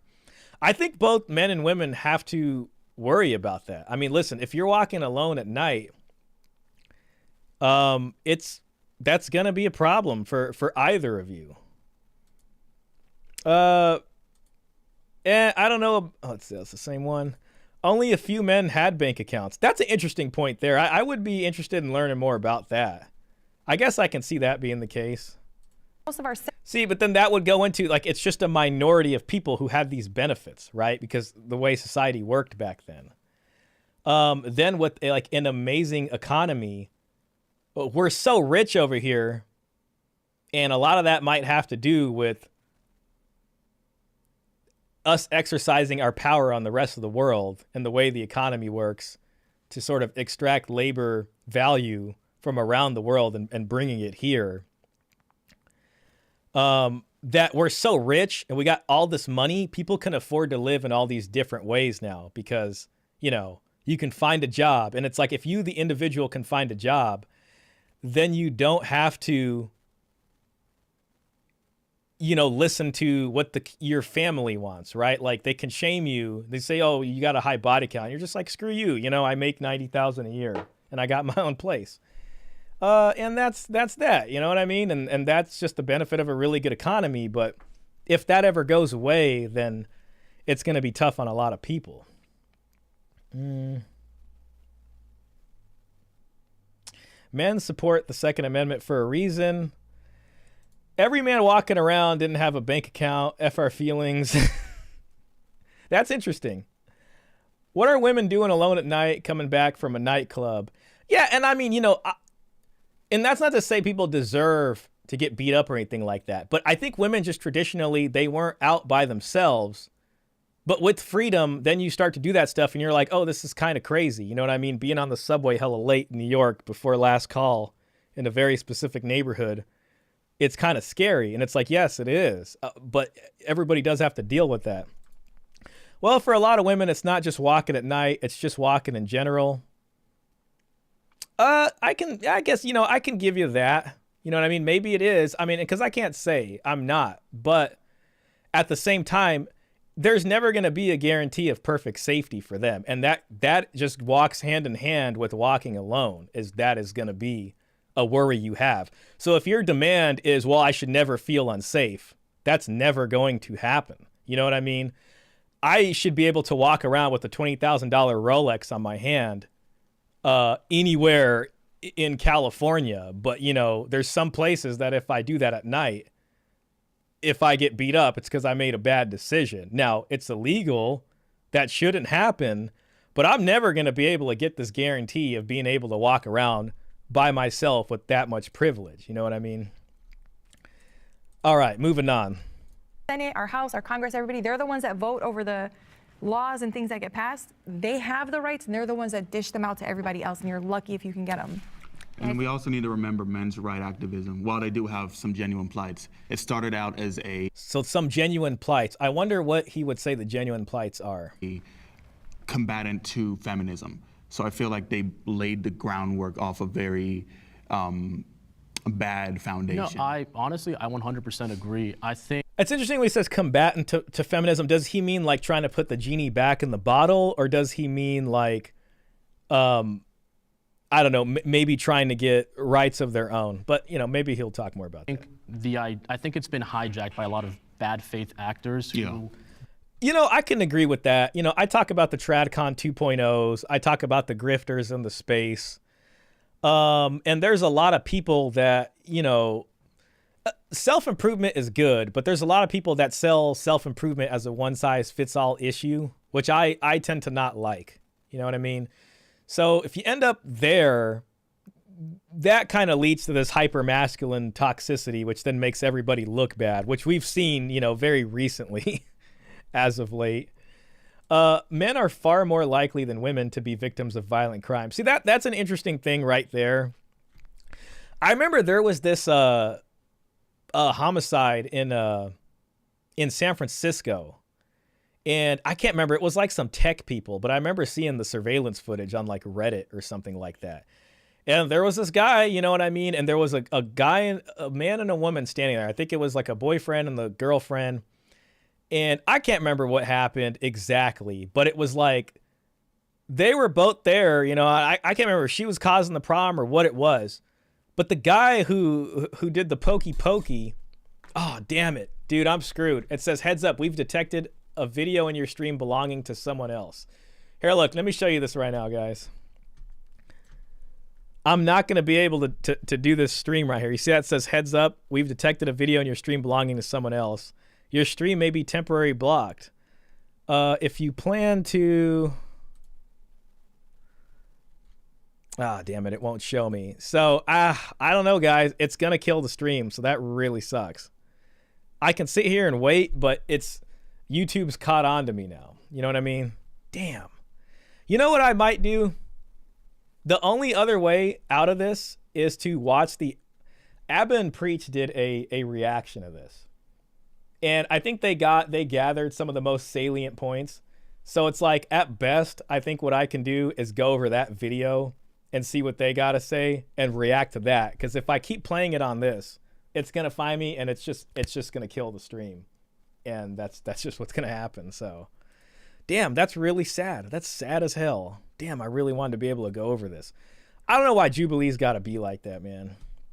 But here we are. So, that boy 420, do you have a source on that, though? I think that might be for Mr. Pitt. LOL rip. Yeah, it's over. What was that? Capitalism. Am I right? I'm not sure what you mean. It's your show, boss. Yeah, I'm gonna move it over to the Abba and Preach one. God, which sucks. I really wanted to go over this. Let's look at some of the comments, man. We're only 2 minutes into this, and there was so much good stuff on here. There's just no way it's gonna work. It gave me the warning already in YouTube Studio. Agreed. Nix the Jubilee vid. Thank you, Mr. Pitt. Thank you, Mr. Pitt. Okay. At this point, I just watched these to upset myself. Jubilee added an imposter. Okay, yeah, they're probably... I know they're talking about this guy right here. Listen, man, when it comes to this guy, if he's not going to want to talk about men's rights, like, he shouldn't call himself a men's rights activist. Like, what he can do is just say, like, hey, he can say he's a men's health advocate. Like, that might work. But being a men's rights advocate ain't exactly it. You know what I mean? Damn, that sucks. C's title opens the comment section. Not only is Ariel a feminist, he is the most aggressive feminist on the set. I think this is the plan. Jubilee, please, I need Europeans versus America. Anyone saying men only want to see their children despite their ex is a literal lunatic. Jubilee, please stop finding the fringiest, wackiest, weirdest representations when you know damn well they don't represent their movement's perspectives. Let's see. Some Pearl hate. I want to see single dads versus single moms. That would be pretty good. I mean, but if it's hosted by these people, it isn't going to be good. Ariel wanted to be on the show so bad, but all the feminist spots were filled. Well, yeah, at least the people were honest about it here. Let me see what I could find for the Abba and Preach. Sorry, guys. I had a feeling this was going to happen. I just thought... I'm kind of surprised that it actually found this. You know what I mean? Because I thought I was stopping it enough for it not to do it. But YouTube's too smart, man. Let's see. Oh, God. Okay, here it is. All right.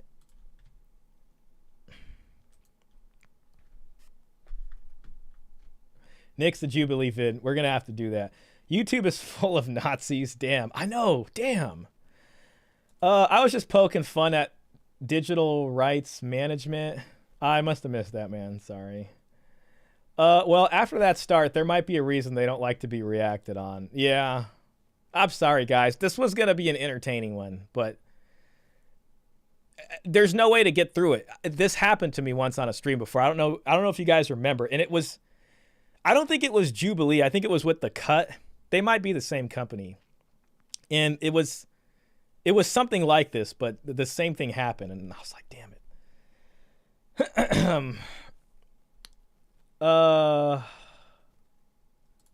If you're doing self-improvement to attract ladies, honestly, you're just pandering to girl game. Pandering to women doesn't strike me as very masculine. You know, Paul Elam has a lot of good videos on this and stuff from like years ago, too. I've been going through his old stuff. And he's been pretty consistent on this point. It's interesting because him as like a MGTOW guy, he's not really been super fond of the pickup artist guys, at least from what I can gather. And It's Complicated channel does a good job asking questions about this too, right? Because it's like, on the one hand, men will say women's standards are delusionally high.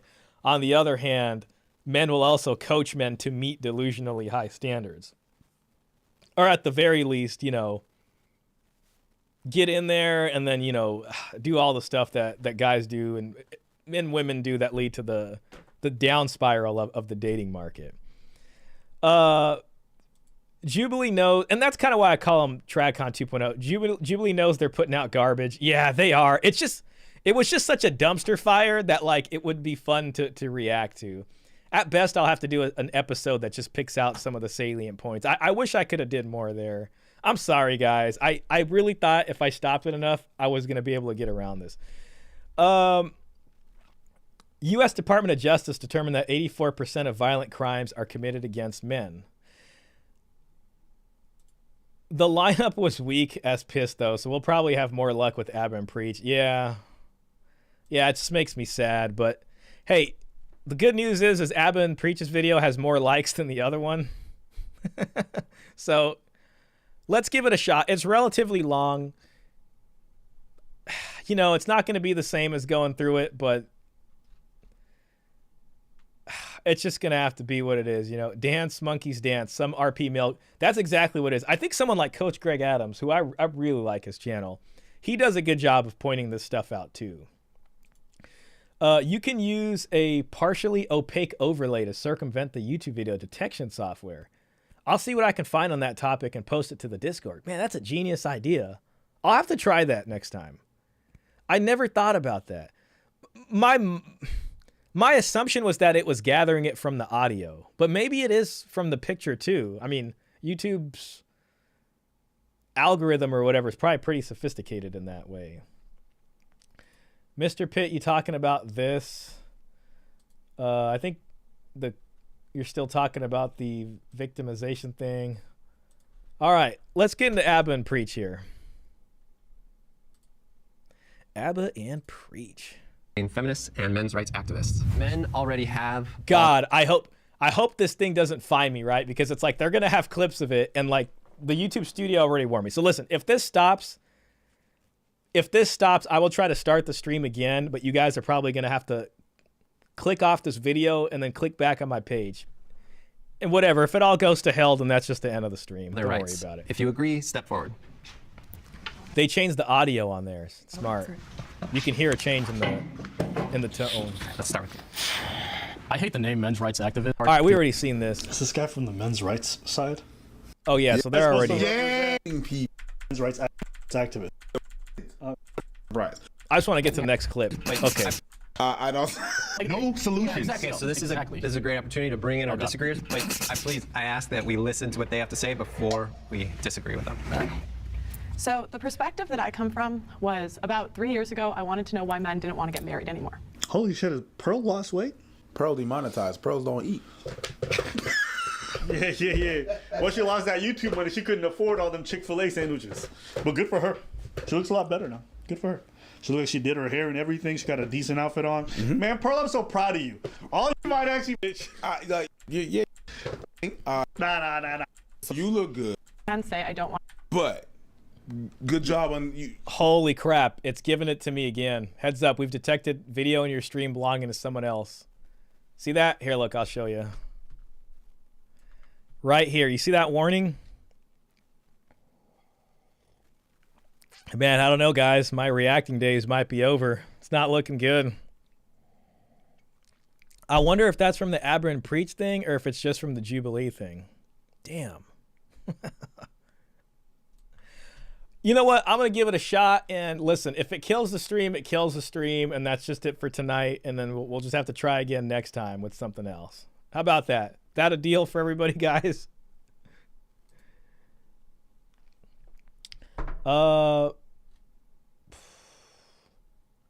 Because that does not show 84% of violent crime is committed against men, LOL. In fact, it shows that violent crime against men decreased from 2022 to 2023, but stayed largely the same for women, as well as still being higher than the percentage against men. Pearl's demonetized. You don't eat. What a quote. All right, let's move. Good job on the effort.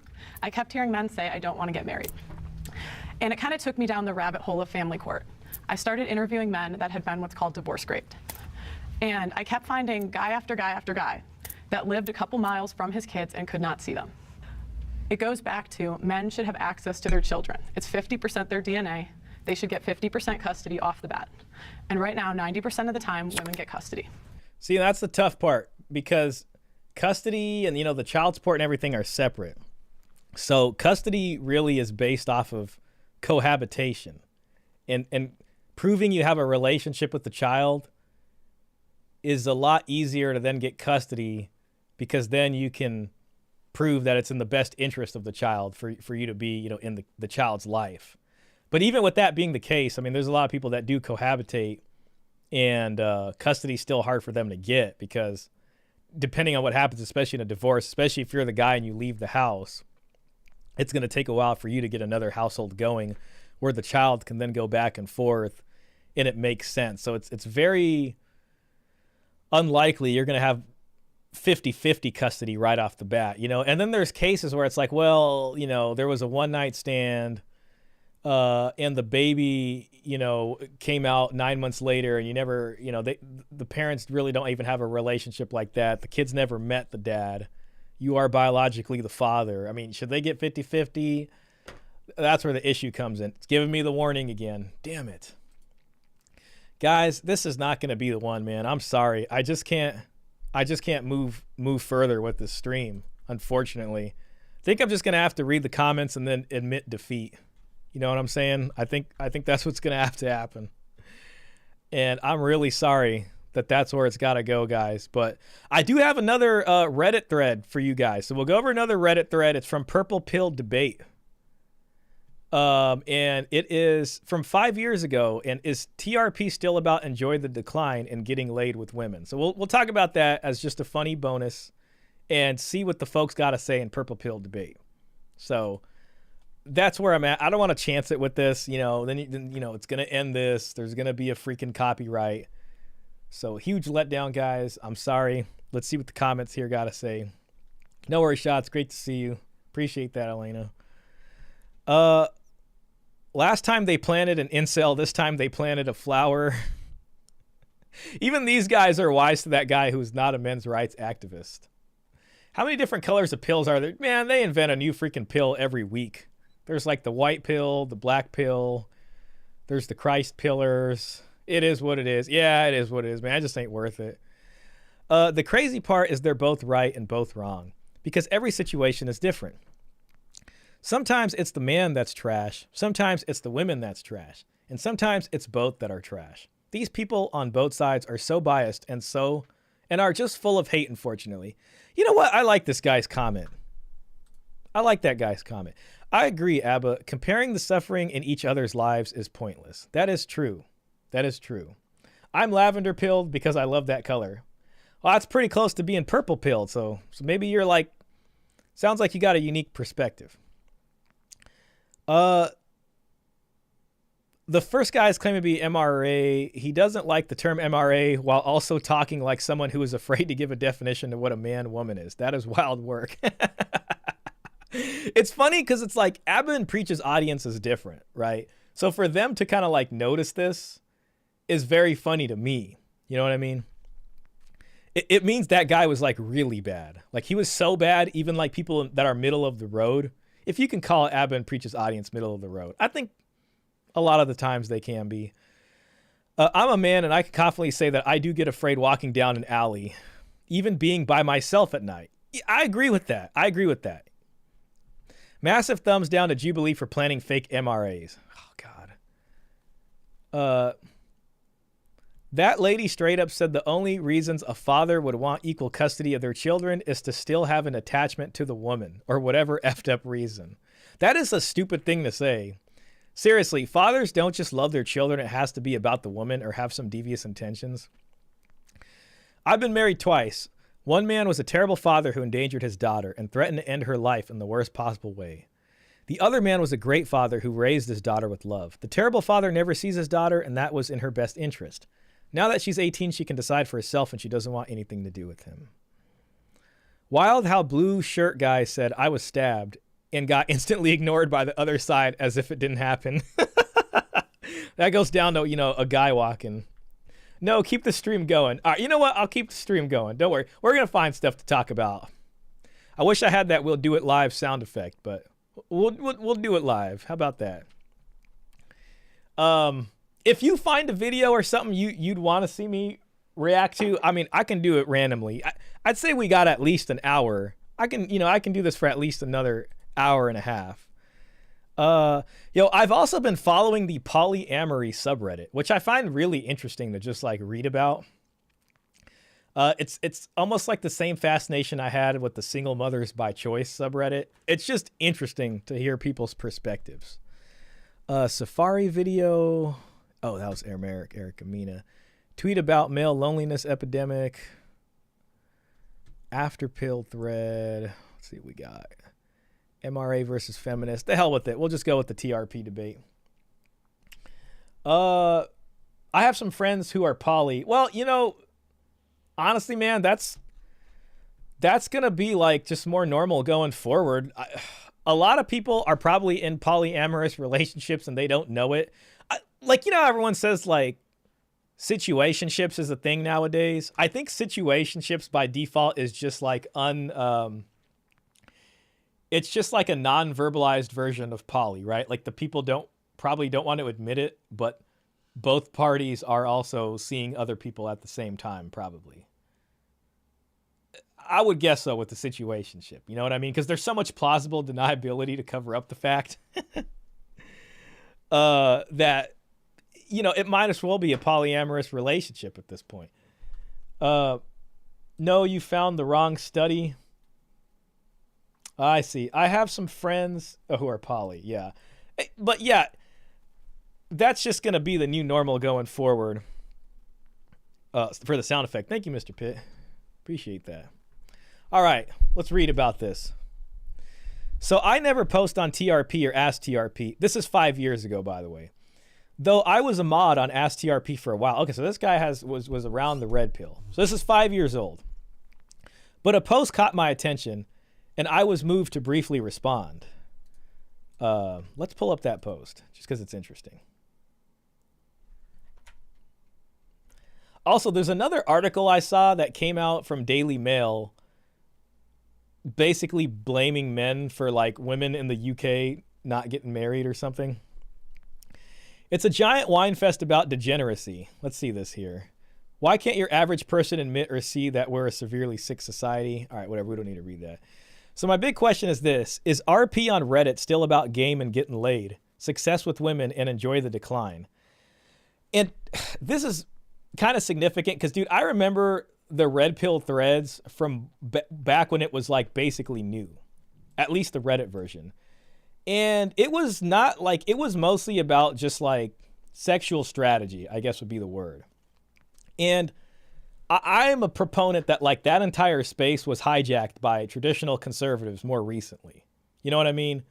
And you can even see this with a lot of the creators moving towards like political discussion and stuff like that. But it used to be just this stuff. And people really didn't speak about morale. It was supposed to be an amoral discussion. That's how the subreddit got started, because people were sick and tired of r/seduction sort of nixing a conversation before it got too deep about what people really are attracted to. Then the red pill subreddit was made, and it allowed people to discuss the nitty gritty of attraction that that wasn't so pretty to talk about sometimes. You know what I mean?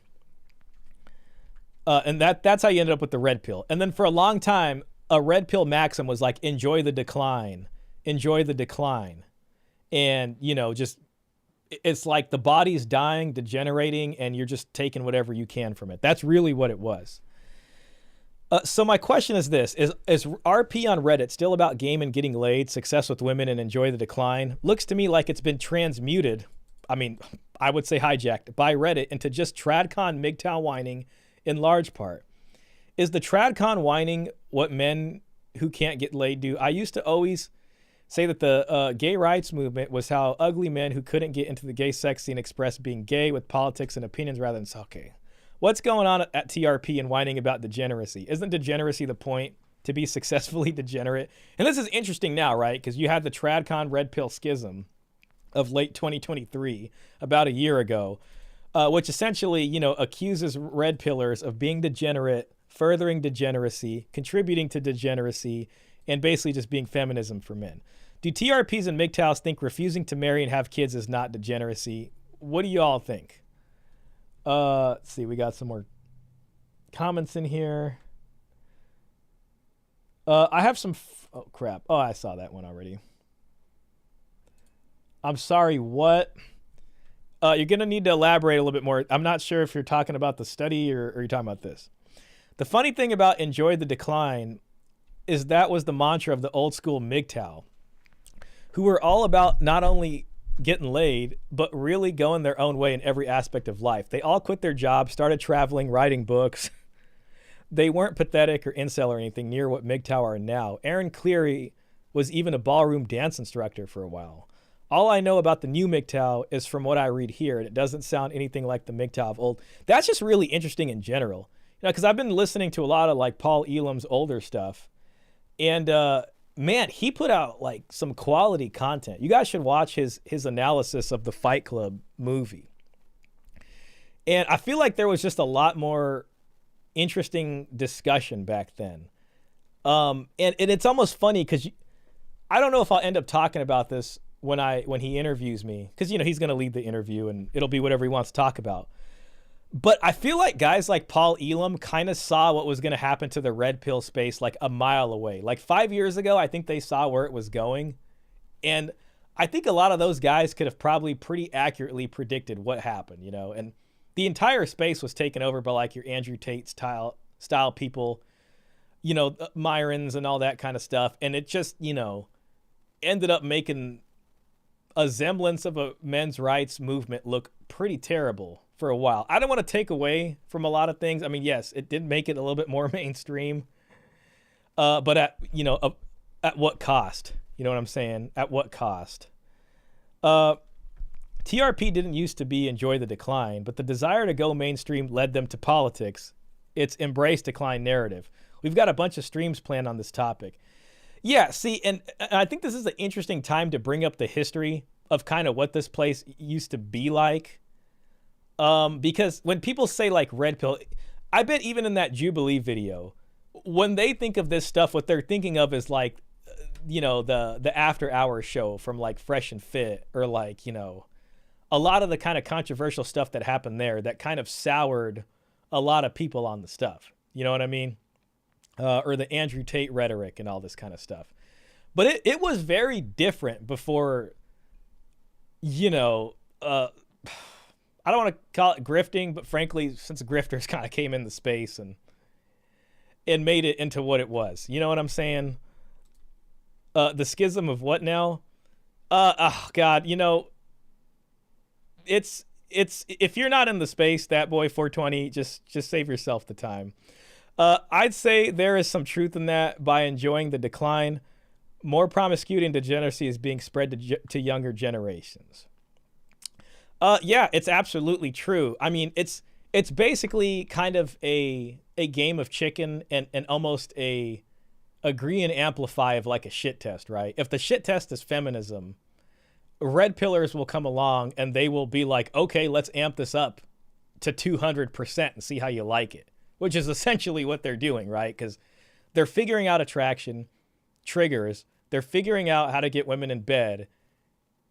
And, red pill is like Fight Club. You don't talk about Fight Club. You don't talk about Fight Club. So they get in there. They've exploited what women are naturally attracted to. And then essentially they pull the rug under them when the women want the men to commit or whatever, right? And it just leads to this further like toxicity and sort of like degradation of dating and relationships and frankly marriage in general, right? Because now you get the pump and dumps, and then the tradcons are going to blame the red pillars and say like you guys are just as bad, which isn't exactly wrong on its face, but it's also a reactionary movement where they feel powerless and haven't really been given better options. I would say that, you know what I mean? So it's just led to this like downward spiral down a toilet, you know what I mean? Until whoever decides to lose the game of chicken happens first. And completely amoral. Let's see. What will happen to our... I hope I didn't skip any chats. I'm sorry if I did, guys. What will happen to our kids if we are just adjusting to the current regime? Well, yeah, I mean, see, and this is another thing that kind of pushes us more to this society where government becomes more powerful, right? Because if families can't figure this out on their own, if families aren't pairing together and the communities aren't there, you're losing these community bonds, and they're really going to get filled in by mechanisms and administration by the state in an attempt to kind of patchwork repair this, right? So you're going to end up with a more stronger state apparatus, a stronger welfare style system that essentially just taxes who they can in order to support this whole mess kind of on a collective level, right? And everybody's taking care of everybody in common. The problem is if the men refuse to work, you know, where's the money going to come from? So they're trying to figure that out. He got it before I could fix the errors. Oh, no worries. Okay, so let's just see. So that's an interesting, comment. Men complaining will continue to be pussy drawing behavior and only reinforces their loserdom. TRP has clearly shifted from when you first got involved. Even when I first came across it, the tone there seemed to be a lot of whining, though there was still a fair bit of own your shit, do X, Y, and Z, and stop thinking so much. I'll always maintain that, like, this is a sort of short-term solution, right? I've always said, like, TRP is really good at helping men maximize short-term options. You know what I mean? So it's telling you what to do to maximize attraction and to exploit attraction from the opposite sex, so that you can then, it's about sexual strategy. It's getting women into bed or whatever, right?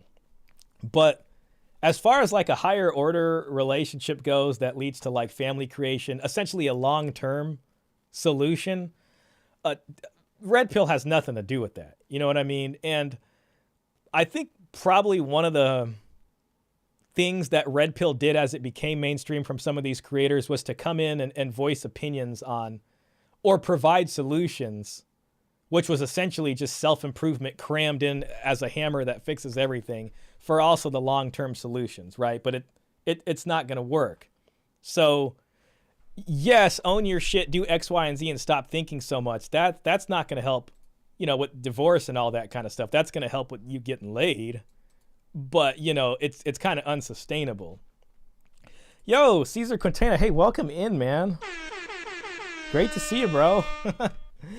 What's up, Shah? Any new cosplay TradCon vids we can bash and criticize?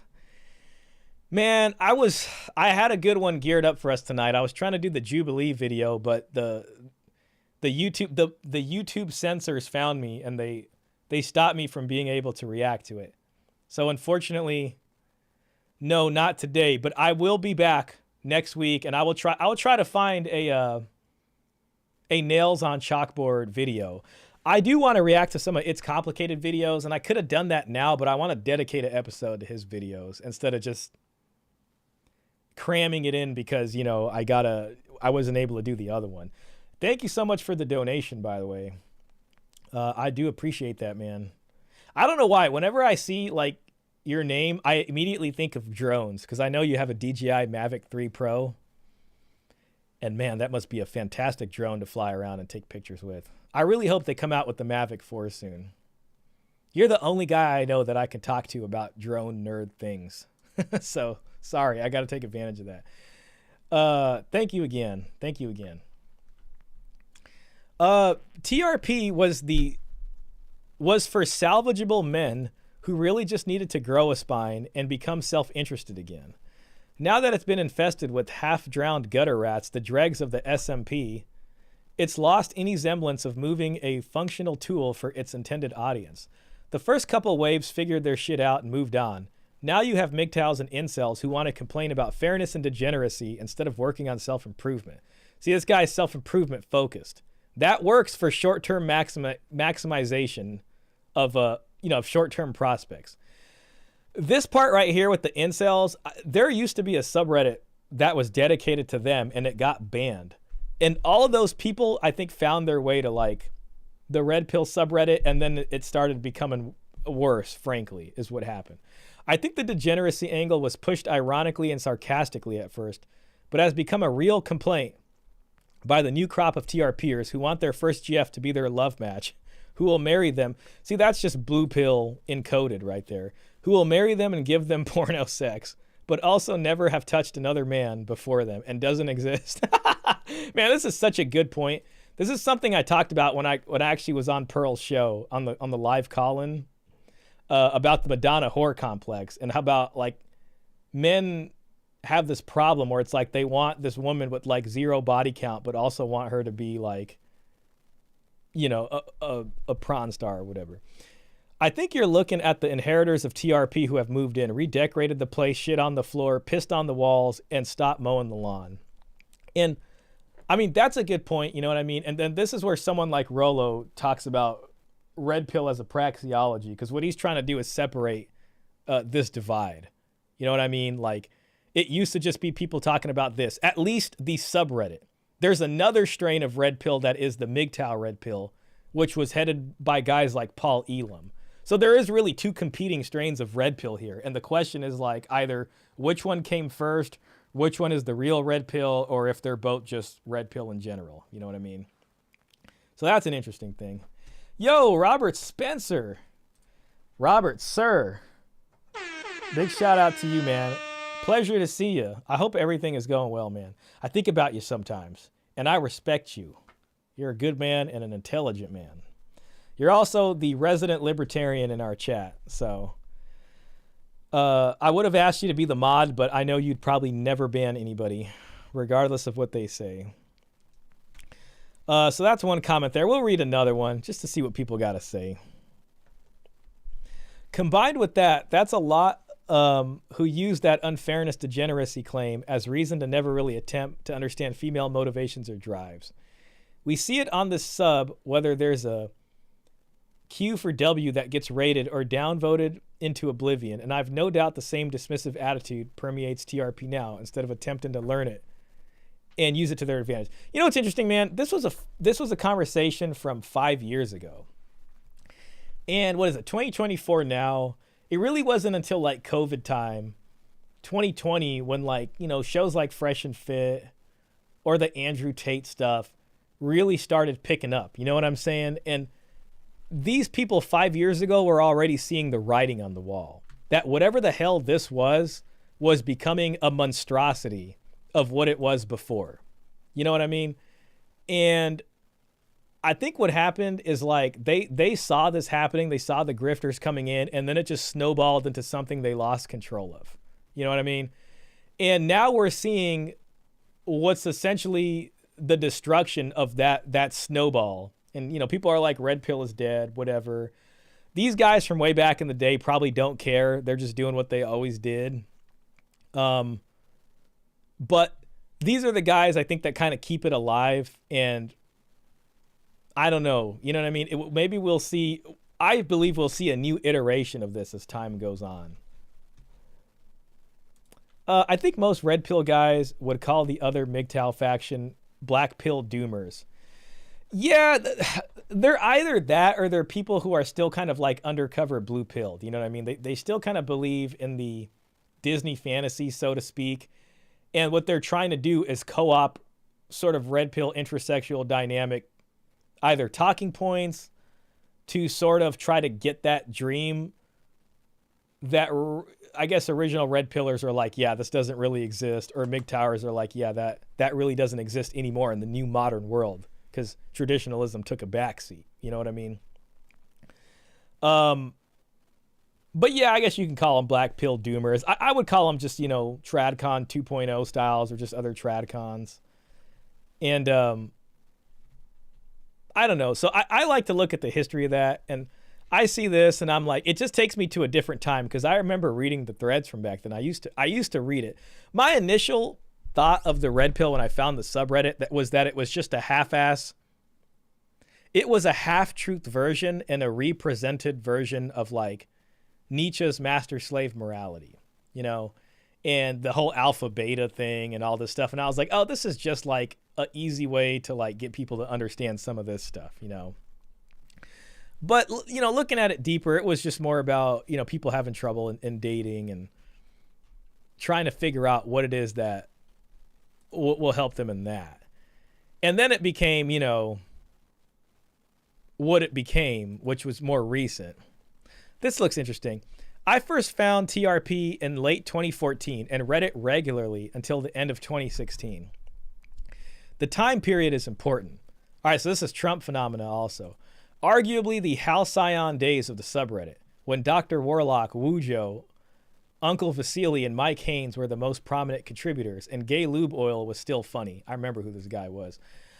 I was the ideal target, awkward but not pathologically antisocial, skinny, inhibited but not a mute autist, had a GF or 3 by my early 20s, but struggled to maintain sexual chemistry from women. Your run-of-the-mill average frustrated chump. This is a term from like Rollo's Rational Mail. I was motivated to find solutions for my sexual frustrations and couldn't have given less of a shit about degeneracy or the quote-unquote dark enlightenment. When I found TRP, its observations aligned so eerily closely to my personal experiences that I started to take it very seriously. I adhered to the shut up and read the sidebar mantra, read everything I could and barely commented until after a year of dedicated lifting, reading, and approaching. It worked. A lot of guys back in the early TRP days, I mean, it was hard to argue because it did work. You know what I mean? Like learning about shit tests for the first time, and just, you know what I mean? Like just not being an orbiter. Those things did work, and it helped people. And a lot of people ended up there because, you know, a relationship screwed up and they're like, what went wrong? And it just helped guys kind of understand that. The problem nowadays with TRP is that it's simply grown old and been mainstream. Dude, this is 5 years ago they're talking about this. This is before Fresh and Fit. This is before Andrew Tate. It's amazing. When you go back and you look at a lot of these old threads, you see a lot of freaking good insight.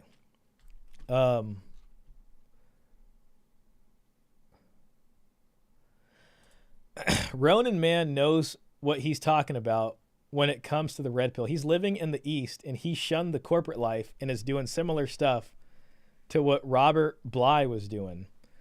He sounds, I don't think I've ever heard of that guy, but he sounds, that does sound pretty interesting. He sounds like he was probably an original red pill guy and then just jump shift before it started getting all crazy. Don't date. Those humans are dangerous. Average frustrated chump was a very popular term at the height of the pickup artist era. I think Mystery used it quite a bit in his writings.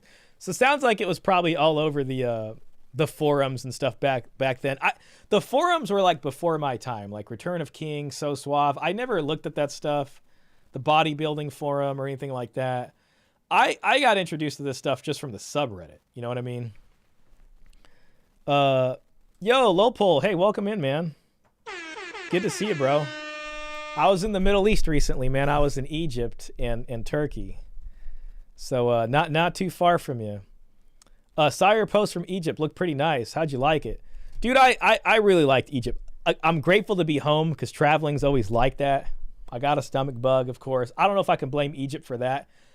It's actually Pakistani's fault because I ate at a Pakistani restaurant there when I shouldn't have. So sorry to be hard on you, man. Us, I should say. But I can't blame Egypt for that. Egypt, Cairo was amazing, man. Everybody should see Cairo once in their life. I love the history. You know, I got to see the pyramids. I always wanted to see the pyramids. I saw the Sphinx right in front of my face, you know. The food was good, bro. I had like the best lamb ever. I love Egyptian food. It's really, really good. I also had like the best rice pudding ever. They put hazelnuts in a lot of their desserts, and I really liked it. I tried to find some hazelnuts here, but, you know, it's all roasted hazelnuts, and it ain't the same. But yeah, Egypt was an amazing place, man. I respect Egypt. I really do. If you haven't been to Egypt, you should go, man. Share the video, Shah, see what you think. Is that in the Discord? Or, let me see. I'll have to check it out. Let me just pull it up now, though. Uh-oh. Oh, no, I'm in Canada right now. Yeah, but yeah, Dubai. Yeah, I remember you were in Dubai, right? It's pretty close. One thing I've heard about is the scammers in Egypt. Did you experience that? Listen, bro. Let me tell you this, man, because I know you're from Pakistan also, right? And I have dealt with some serious level of grifting over there. So I was prepared for that. And I did think Egypt was going to be like that. The only place in Egypt I would say that was comparable to that was when you get to the pyramids of Giza. I mean, there's just a lot of people that make their living trying to get money out of you over there. And, you know, it's not that bad, but you got to be able to do it. Just above my comment, the YouTube link. Man, I didn't see the link in the chat. For some reason, I'm not seeing it in the chat, bro. I'm really sorry, man. YouTube might have just cut it out. So maybe you can see it, but I can't see it on my end. I'm looking at YouTube Studio. It's not there. One thing I noticed. Oh, yeah. So there was some of that. You know what I mean? Like, you definitely got to do the haggling thing. That's kind of normal in a lot of places. Turkey there was a little bit of that, too. But I would say Egypt had that like on an easy to medium level. Like if Pakistan's hard difficulty, Cairo is like here, right? They're kind of used to tourists. And I'll tell you this, man, I didn't see any garbage in Cairo at all. I was very impressed. I was like, wow, Cairo's pretty clean. I just didn't know what to expect. And it really wasn't that bad. At least not for me. I think certain parts of Cairo might be tough.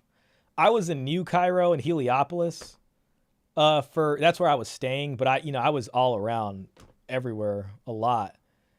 I didn't. It wasn't that bad, but the day I went to the pyramids, there was a lot of that. So, you know, when you're at the museum, there's some places where you can't take pictures. Some people will try to get you to bribe them, but even that wasn't so bad. So if you went to Pakistan, man, Cairo's going to be like a cakewalk for you. So that's how I feel about that. Just about my comment. I'm sorry, Michael. I can't see it, man.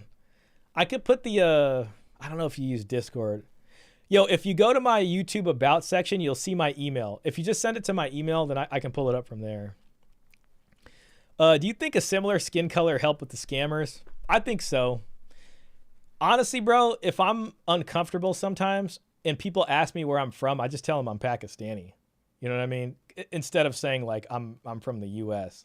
It just puts it on a different wavelength, if you know what I'm saying. You know what I mean? And then it's like, well, I'll say some Arabic words and I'll just speak Urdu. And we'll act like we can't understand each other. And, you know, that'll be that. So, yeah. But you know, I think I'm darker than a lot of Egyptians, but that helped me somewhat, I think. But, you know, you got to watch yourself a little bit. But I thought Cairo was good, man. Is it getting deleted? I think it's getting deleted, bro. If you're from the U.S., you got dollars instead of rupees. Exactly. And I just want to be like, yeah, I'm from Pakistan. You know what I mean? There was a lot of love for Pakistan out there. Same thing in Turkey. I found some folks that were excited about that. A lot of people in Egypt did think I was Indian at first. It was just like, you know, whatever. It's fine. So... yeah, if you do email it to me, let me know and I'll check it out. Okay, where were we at here?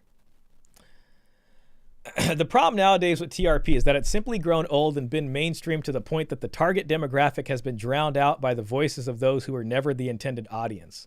MGTOW, incels, foreigners. Incels are like a virus on any forum platform. They invade and transform any space into a sad sack pity fest echo chamber and prevail through sheer force of will and time spent shitposting. It's pretty good analysis, which any normal person interested in having an IRL social life can't compete with. It's just the nature of internet spaces. I remember when it was expected that any TRP or Manosphere contributor was expected to go outside at least sometimes. See, that makes sense. A lot of the people who would have gotten something out of TRP, they would just move on with their lives. Same thing with MGTOW guys. Like the MGTOW guys that like after a year or two of being there, like once you got over your heartbreak, you would just move on with your life. But if you're like one of these other guys, you will sit there and post and post and post until it becomes an echo chamber. That's a pretty good insight. Incels are like blue pill people in that they latch onto any criticism of objective interpretation of women's behavior as misogyny, except they amplify it and echo it to each other rather than push against it. Ooh, that's interesting. Real RP men love women. Why else would they expend so much effort and time trying to understand them? TRP used to be about seeing women as playful, gambling kittens with claws and learning how to play with them without getting hurt yourself. I can see the dark enlightenment as a natural extension of some of the ongoing changes in female dating behavior zoomed out to a broad cultural scale. But really, who the F cared about all this decline of Western civilization shit? The whole point of TRP was that you couldn't do anything about it anyway. Just adapt as best you can and enjoy the ride downwards. I agree with that, man. That's what it used to be. That's what it used to be. So this comment right here, I think, is like very insightful when it comes to the whole thing. The heck is TRP? That's the red pill. If they just used to call it that on the forums. So the red pill is TRP, and it really refers to the subreddit, I'd say. At least back then. There you go. Yeah. Mr. Pitt says, YouTube must be deleting the link on its own because I can't see the URL. Feel free to join the Discord. Thanks for putting that link in there, man. Appreciate that. I've sent you an email. All right, let me check that out. Did you want me to pull it up on stream? Sounds like you do. Just to... Let's see. Ronin Man. All right, let's pull this guy up. See what he's got to say. It is purple pill because red pill and blue make purple. Yeah. This looks interesting.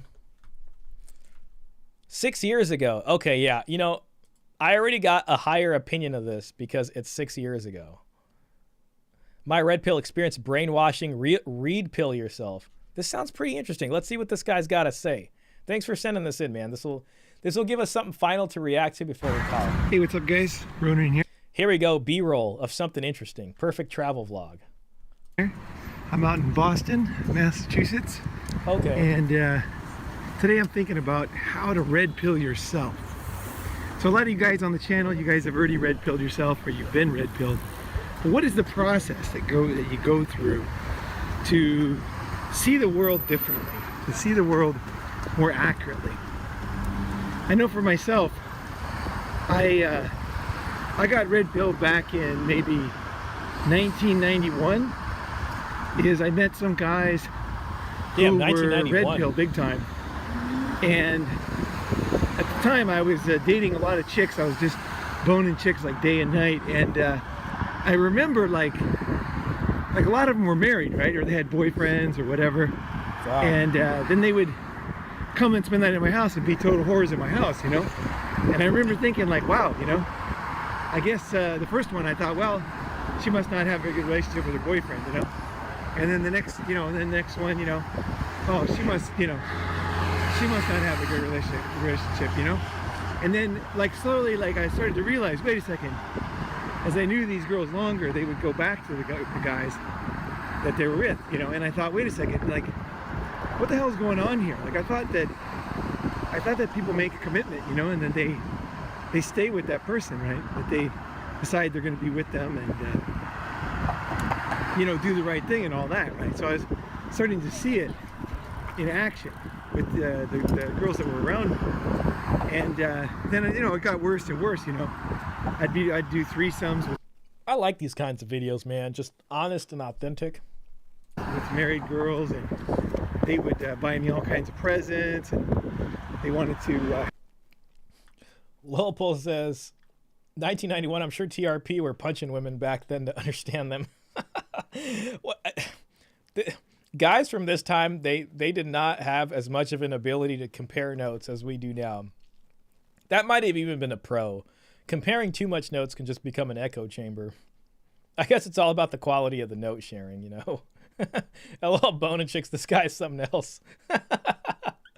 It was a different time. Have a baby. They wanted to leave their husband, go with me. And I started to realize, like, holy shit, like this happens so easy, you know, like what a situation to be in, man. Just imagine you're just with some chick and then you're like, oh, she's married and she's just like, you know, I really want to leave my husband to be with you. I have some girl who's like a good wife, right? She's a very nice wife, you know, and then I would, you know, bone her, and then the reminds me of the coaches, the marriage wheel, the connection phase, investment phase, and then the disengagement phase. And then like the third time or whatever, I'd say, hey, we should, you know, pick up some girl and do threesome or whatever, and she'd be like, oh, okay. Or maybe she wouldn't say okay right now, but I would put on a video, you know, bring a girl over, and then we'd put on a video of two girls and a guy doing It's almost good that this guy has like a faceless video. He is like not afraid to say certain things. A threesome, and then they'd watch it together. We'd start massaging each other, and next thing you know, the girls are licking pussy, and I'm fucking both of them. And she's just yeah, Lil Pull. I know I'm gonna be so thrown off by the face connecting it to the voice. Being a total whore, like totally, like just coming all over the place. Oh my God, dear God. Absolutely different than she was the first time I met her. Double monkey backflips. That's Coach would say. Very, very different from the time when she's with her husband, I'm sure. Just really enjoying herself. And he's just basically saying, yes, their time together is very passionate compared to what is essentially a dead bedroom, you know, at the actual marital home or starfish sex, as has been thrown about in this space. But this man is very graphic in his descriptions. I thought to myself, like, how is this possible? Like, how is it possible that this married woman who, you know, when I see her with her daughters and husband, you know, she looks so official, you know, she looks so wifey, you know, and then in the park, you know, fuck her in the park, and then she would talk dirty dear God to me and have orgasms on my dick. Oh, dear God. Dear God. I just think I could not. Yo, YouTube, this is not my fault. This is on YouTube right now. This is on YouTube. So, just saying. It happens so often with so many girls that I just couldn't put it together. It was like a parallel universe, you know? So at first I was kind of writing it off as Japanese women kind of thing, because I was in Japan. But then he didn't tell us that. All kinds of women, or boned all kinds of women in different countries, and started to realize, man, life is not what I think it is. You know, these ladies would stay with their husband, and, you know, to the outside world, they were just good girls, you know? And, with me, they were taking having very risky sex. And, this guy, dude. You know, just taking chances. And I ain't gonna lie to you, Michael, I could see the appeal of listening to this. Like, I could see myself going on like my daily walk. You know, I like to go walking around the neighborhood. And I can have an AirPod in just listening to this guy while I'm on my little jog walk. You know what I'm saying? So I get it. You know, reacting's a little, but whatever. We're going to get through it. We ain't stopping now. So sent you another one of his Shah. Society hates when men wake up. It's not bad. I mean, I could listen to it. I ain't gonna lie. You know, I'll be honest.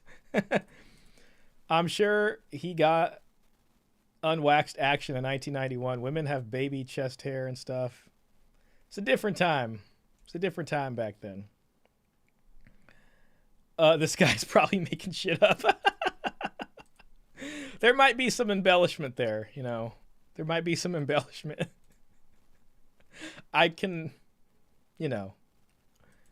Okay, so they were paid. You guys are funny, man. He's an OG MGTOW. All right. Again, it's still listenable content. Dude made a faceless video for a reason. We're all having a blast, man. Oh, God. Showing the most beautiful river with that commentary. Yeah. He helps men out. He hosts summits in other countries. Maybe he's a really legit guy. I mean, you know, hey, I don't know. And basically, like, ready to throw the whole thing in the garbage. I think that was the thing that was the most surprising. Maybe he's just, like, really broke out of the shame. You know what I mean? It's like, me as a guy talking like that, I would feel a sense of, like, oh, God. Like, maybe I've just been shamed enough to not want to talk like that. You know what I mean? I have made the conscious effort over the last, like, 4 or 5 years to not cuss. I feel bad when I cuss, you know what I mean? I've been trying not to, especially for YouTube. Like, I would much rather have a YouTube channel like where I don't curse. Even though I know a lot of people do and it's not like the biggest deal, I just personally don't think it works for me. Is they were willing to say, you know, fuck the marriage, fuck the husband, like fuck God, the whole as soon as I say that thing, like fucking forget it, like let's take off, let's go somewhere. And I was like, whoa, like how could all these women be like this? Like so many of them, you know? This does sound like I mean, listen, I ain't gonna lie. I could listen to this. These topics are my red pill experience. You know, it's like you could make a whole video just on that. Read pill yourself. That's interesting. Surround yourself with good people. That's a whole video. The best time in my life. The books I read. That's a good video. Nice guy. That's a whole video. I got too cynical. You know what I mean? Like, I mean, there's some quality in here. Like, You know, it's not by random chance that this happens, you know, with all these people, you know, same time. So it's kind of like, crap, you know. What, maybe my view of the world is not accurate. He's in his 50s. Yeah, and I mean, this is a guy who didn't like have the culture. The culture was kind of changing at his point, and a lot of these guys were kind of flying a plane in fog. You know what I mean? So it was like, these are the guys that were trying to work it out in their minds until, you know, the network grew greater and you ended up with what you got now. He's broken out of the matrix and accomplished real goals. That's for sure. Yeah, you know, it sounds like it. Shame is an effective method of control. That's very true. That's very true. Shame is an interesting thing that I think about because people are always like, bring back shame. Make shaming great again. But it's like, shame only works when there's like actual consequences that happen after the shaming occurs. Like, there needs to be this kind of like, if you keep on this path, we're going to shame you like now, but you're also going to have a very real consequence from your behaviors. Because if it doesn't, then it's like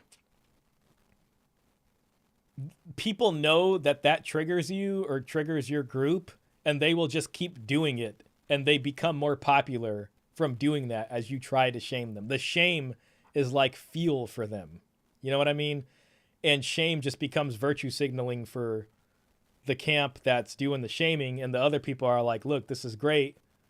I'm getting hated on, and it's making me popular. You know, it's like people tried to shame Trump when he was running the first time, and then he became president. You know what I mean? People are going to shame women for the body counts. It's something I think about. Like, I don't got the answer, but it's just like, when people think shaming is the answer, I'm just like, I don't know. I think there's some more that needs to go in there. You know what I mean? Maybe this goes into the change the laws or change the culture, change the laws, you know? I get that the cultural change is important to change laws, but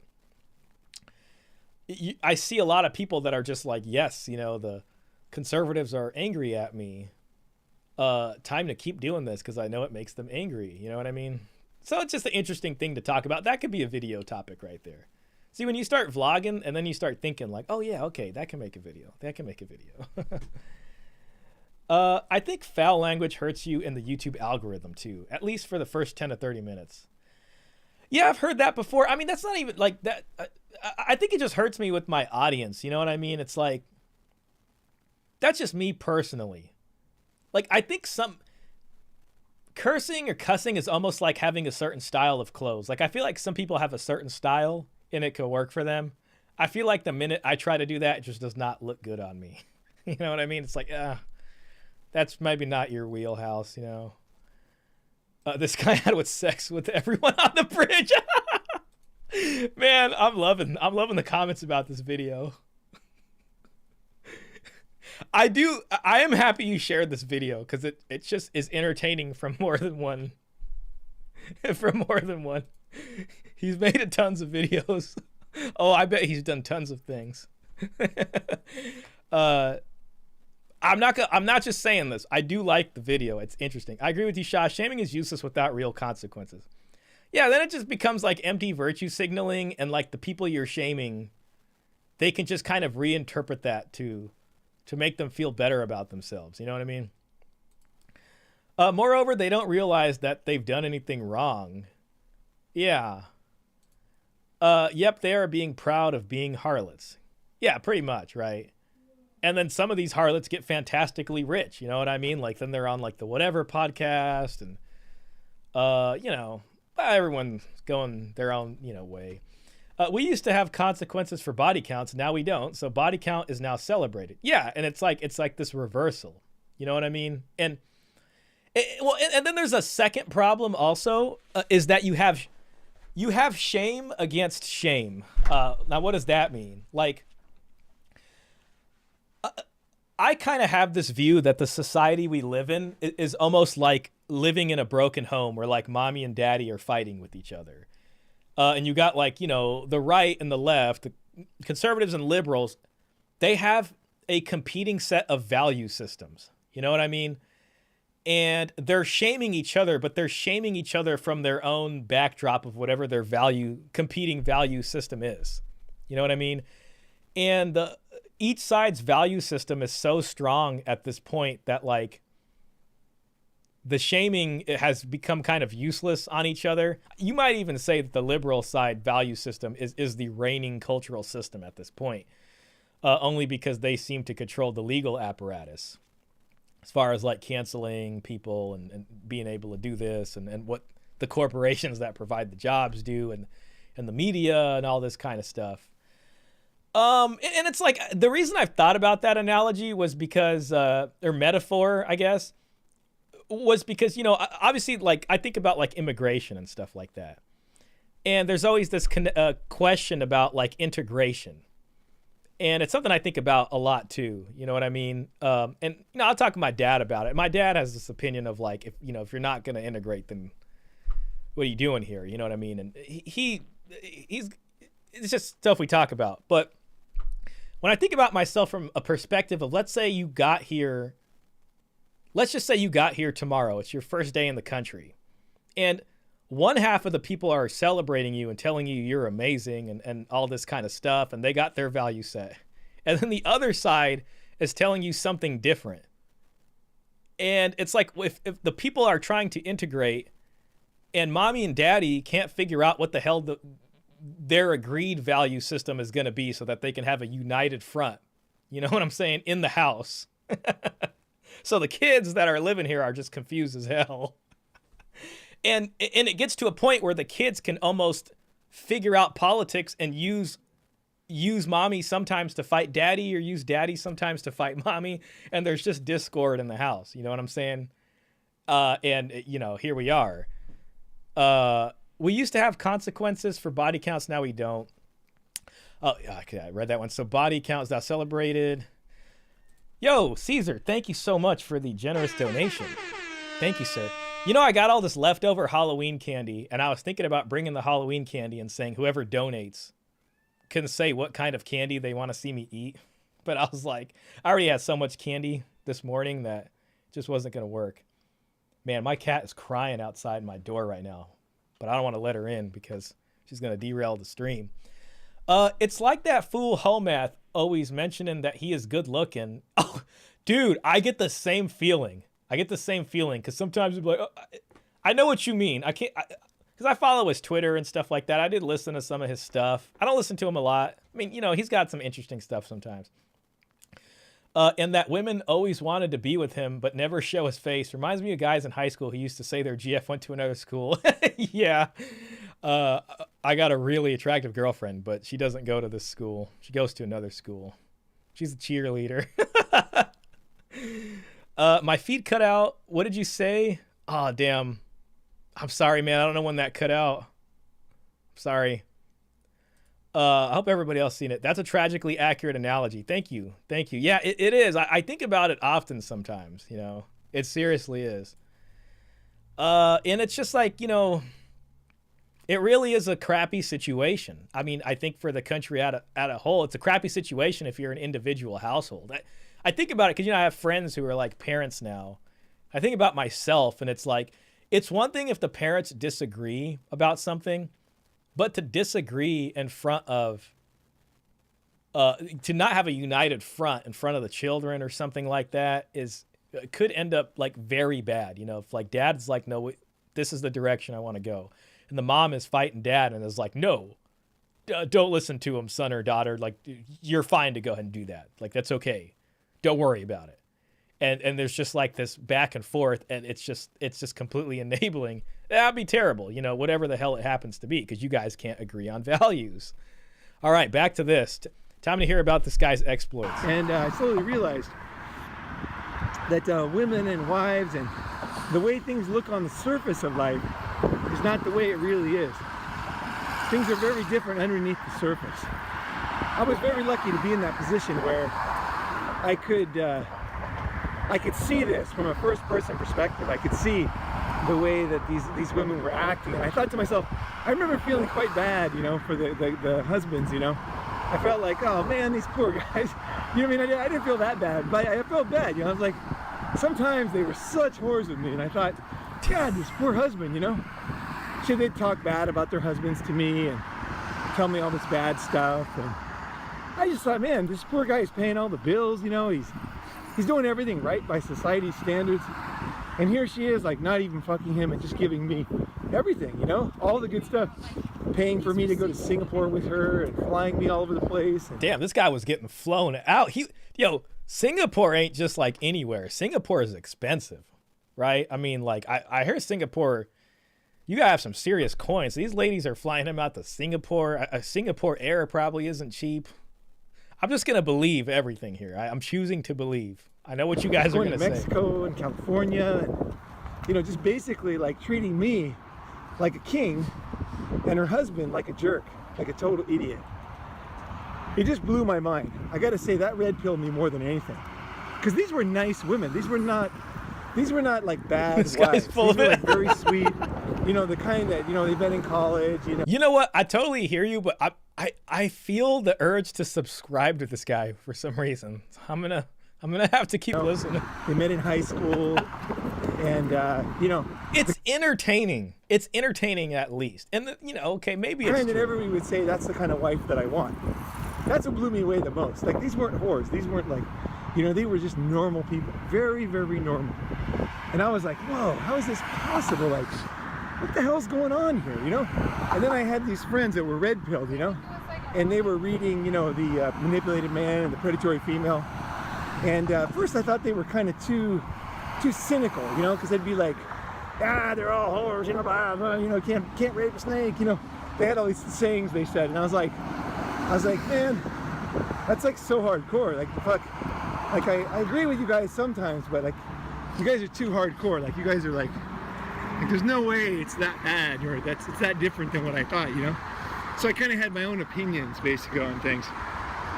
But as I knew these guys longer, and as I got older, and I started to watch the way that people act in real life, you know, I had this luckily I had this window into what was really going on, because I, you know, all right, here comes the red pill experience. Women would trust me and tell me stuff about, you know, the way they thought and how they thought about their kids and their husband and everything. And I guess I'm just kind of the kind of guy that people share with. So they would share with me, you know, what they were thinking. And I remember just being totally blown away. And so that was the beginning of my red pill experience. And I think the only thing that I don't have that the other guys have is they were very cynical, and they kind of, I guess they kind of hated women essentially for finding this out.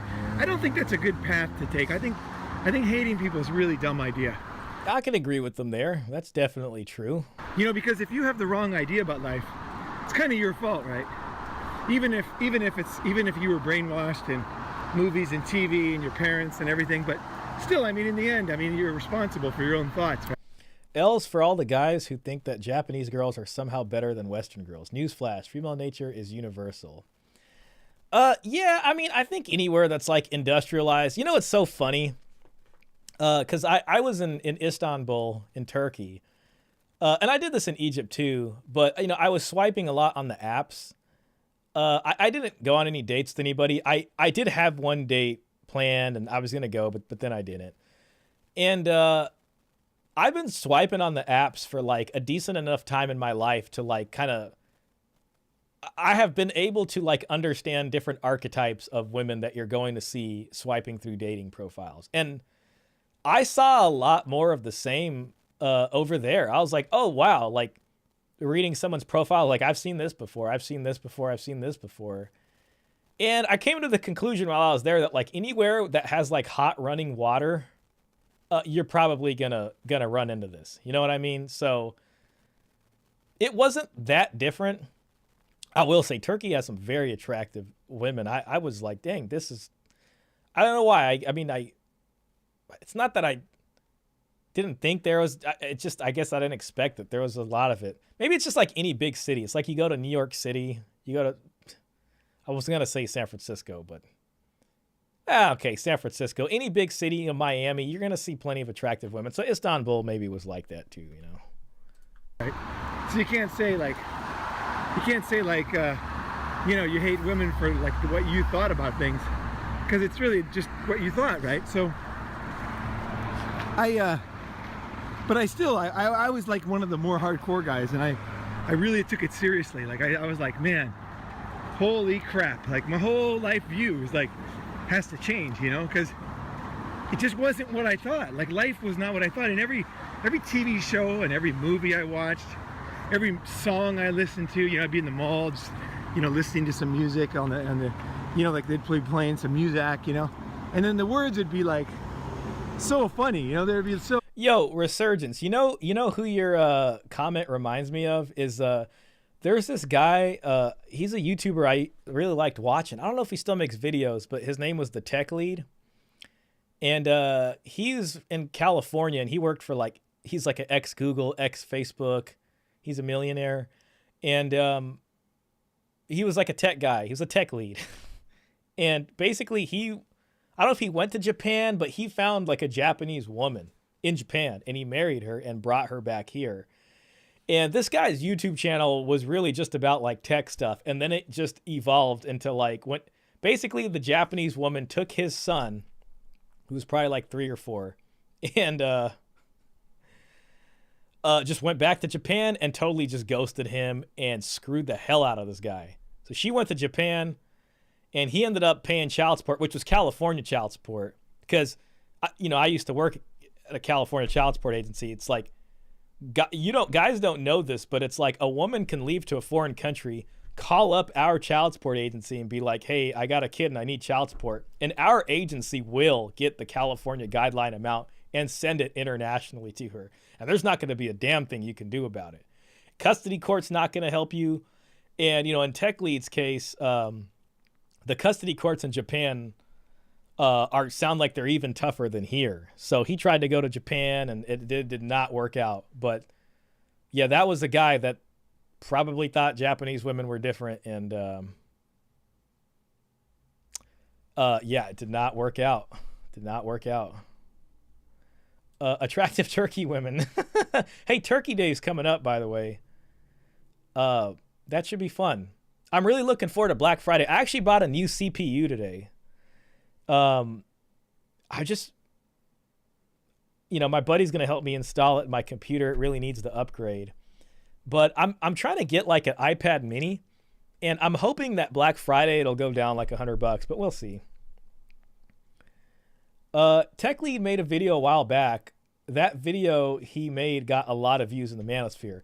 Yeah, I think that's the same video, but he made a couple videos on it. Basically, he talked about how like the whole divorce happened.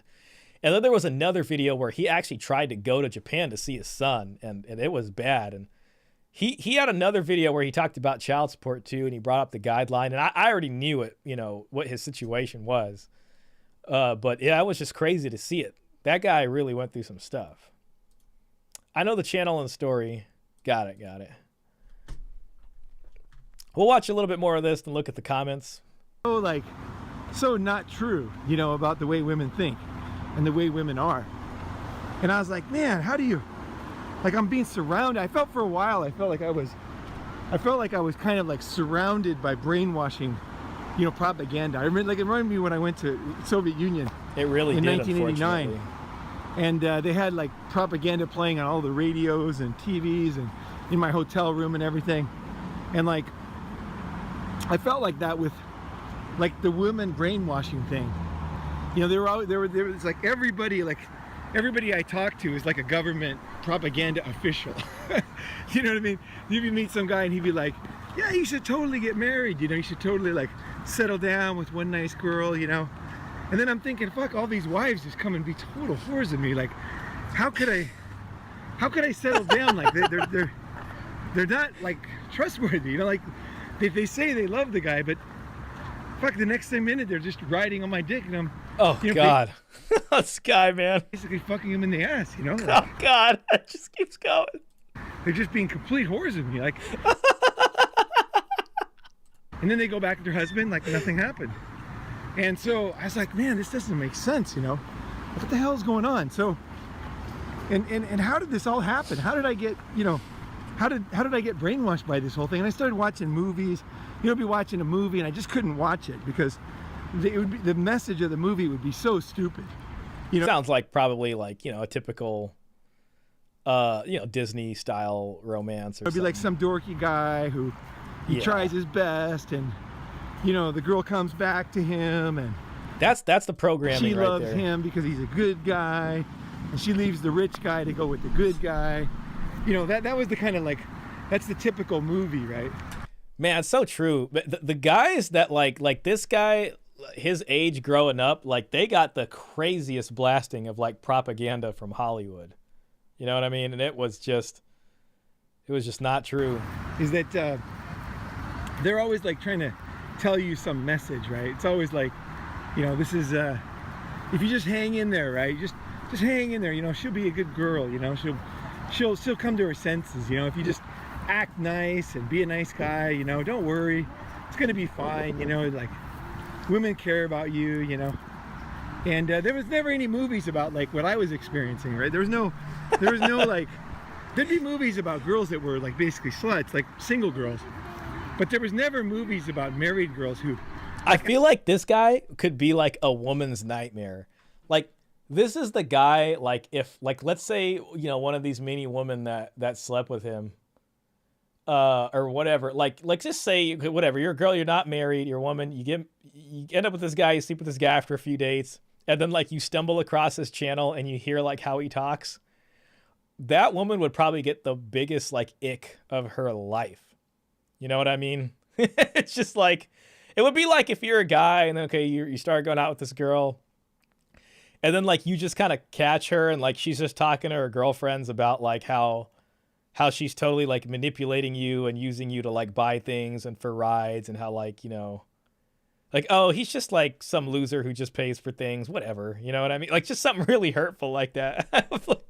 I don't know. I just feel like this is like the guy equivalent. Absolutely didn't care about their husband. Would just cheat like on a moment's notice, and like didn't even care. But hell, I mean, you know, there would, I don't know, care at all. It's married women, I guess. You know, there's never. You know, maybe they want someone that's like this. About that, you know, I never saw any movie that talked about that. So I started to like take note of everything that was happening around me. Every song that came on the radio, every music, every movie I watched, every time that I would be talking to somebody and they would give me advice, you know, they would say, hey, you know, you should really settle down, you know, find a girl you like, you know. And then I remember like my dad would say, like, every girl that I had, like he would say, oh, she's a nice girl, you know, should really settle down with that one, you know, she's a good girl. And then like 2 minutes later, she would totally fuck me over, you know. And I was like, man, I can't trust my own dad, you know.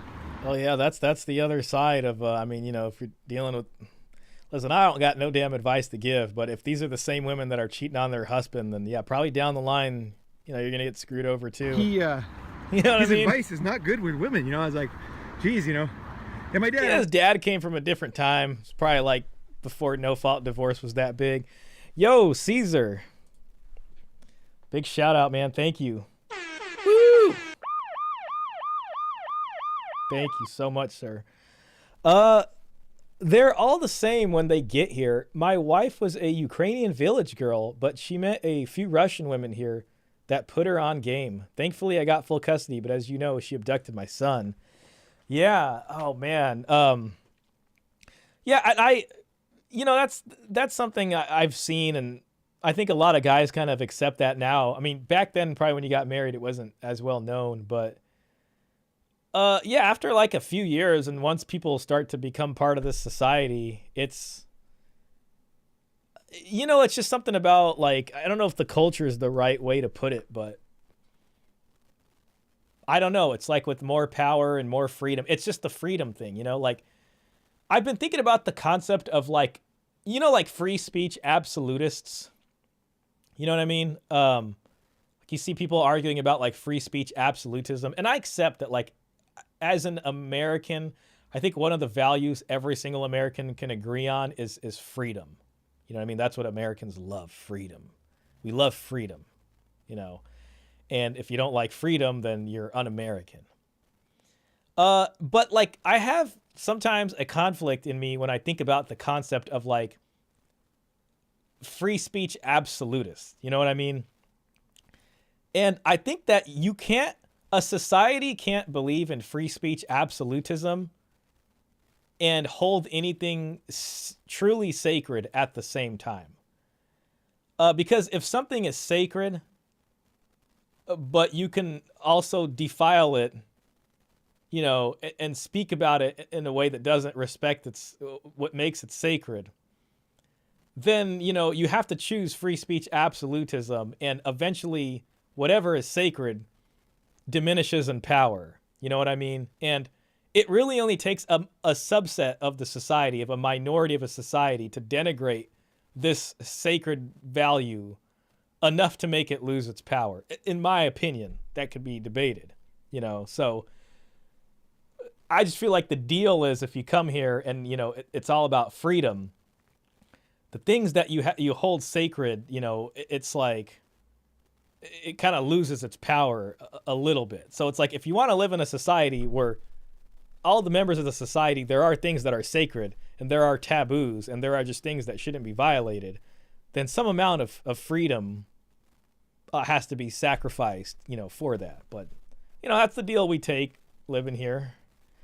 And when people come here, you know, they come from a society that's different, where some things are held sacred, and then there's like this freedom that they've never experienced before.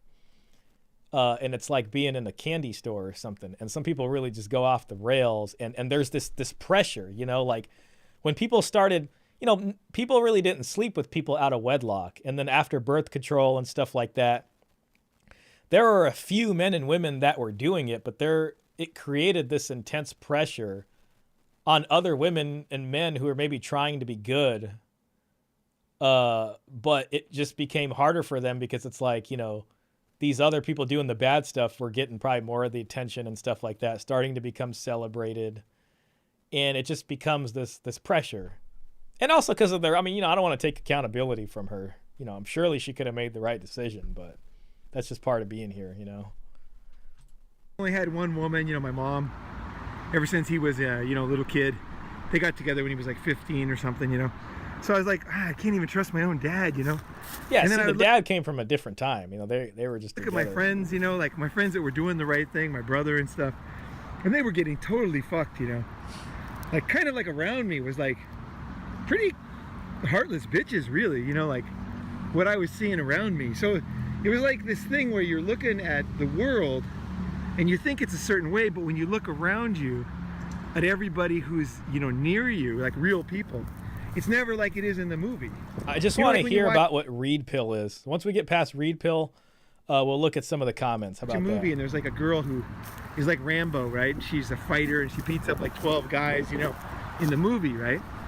But then you look around you and you never see that. You never see a... We'll be pushing like 3 hours by that point, so I think that'll be woman kicking a guy's ass, you know? It's like just in the movies, you know?